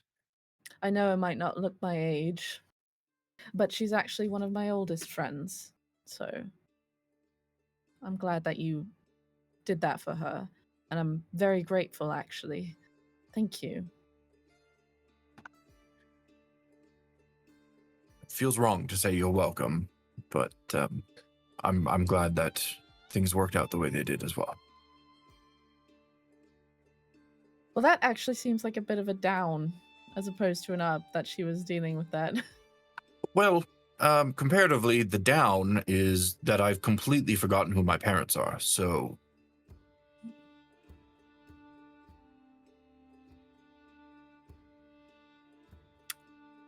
Did you give up a memory in there? I did. I see. You know, Rena has a very foolproof way of retaining her memories, which is I gave her a book that holds them all in there. That's how we saved her. I'm so glad, genuinely. She goes, well, memory is a very tricky thing. Sometimes all it takes is a little push. And she kind of taps on your forehead there. And you feel something go through your mind, kind of like a spear, as like two broken halves seem to come together in your mind. And all of a sudden, you're like, oh, my parents. There we go. I think in that moment, there's a look of relief on his face, but then that look of relief is immediately replaced by an expression that can only be interpreted as, oh, shit.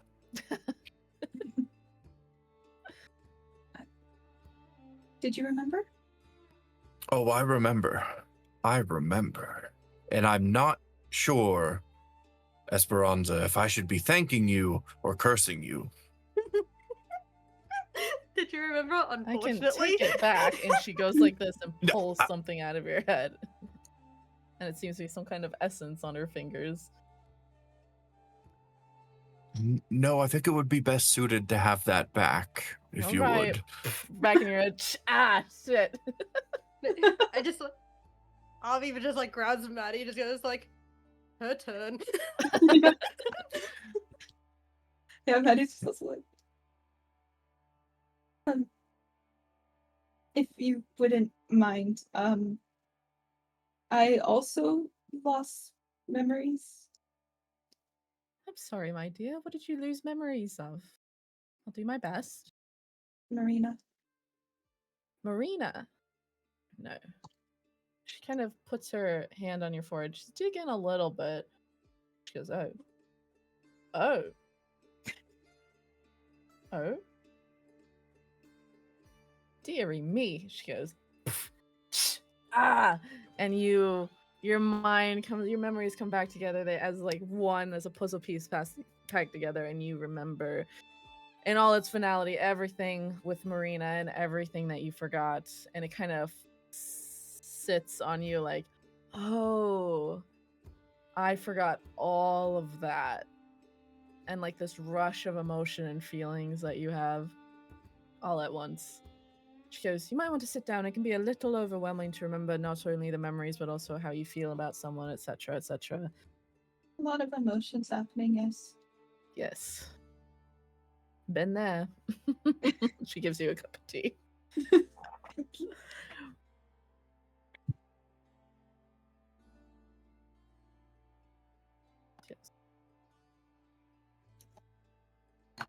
Well, I would be very disappointed if this didn't end up with you running through the streets to tell Marina that you remember her and have a very romantic, reunion. I'm a sucker for a love story. As soon as we're finished here, I do need to go see her. Oh, go, girl, go. I think we're all done here. Yes, I will actually accompany you. Emmanuel was headed there as well, and if I'm to go retrieve him, then we might as well go together. Okay. Thank you. Esperanza, you never cease to amaze. If I may leave the remnants of that blade here with you until I come back with Emmanuel later? Of course, I was just about to ask you. I'm gonna send a pigeon or something when you're on your way. Pigeons? Almost pigeons. He mutters to himself as he just leaves. And she goes like, if only you were 20 years older. I'm just kidding. Okay, cool beans. I think that's where we're gonna stop for tonight. But I hope that was a good session back after about a week or so, or a month or so away. I had a good time. So good to That be was back. great.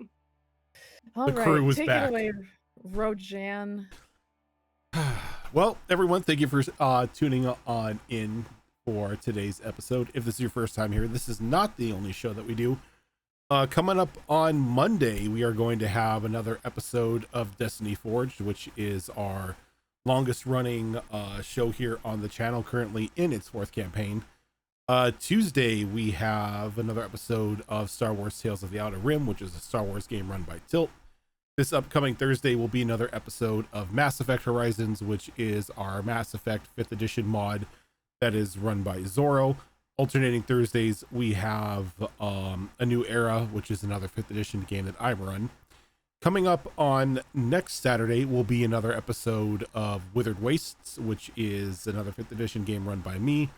Later on in the evening at 8 p.m. Pacific time will be another episode of Vigilant 6 West Coast, which is our superhero campaign run by Spiffy. And on alternating Saturdays, you have us here on the Downfall of Propriety, which is a Bridgerton-inspired mini-adventure that is run by Mols. But for now, we are going to head on off. Thank you, everyone, for tuning on in, and we'll catch you later.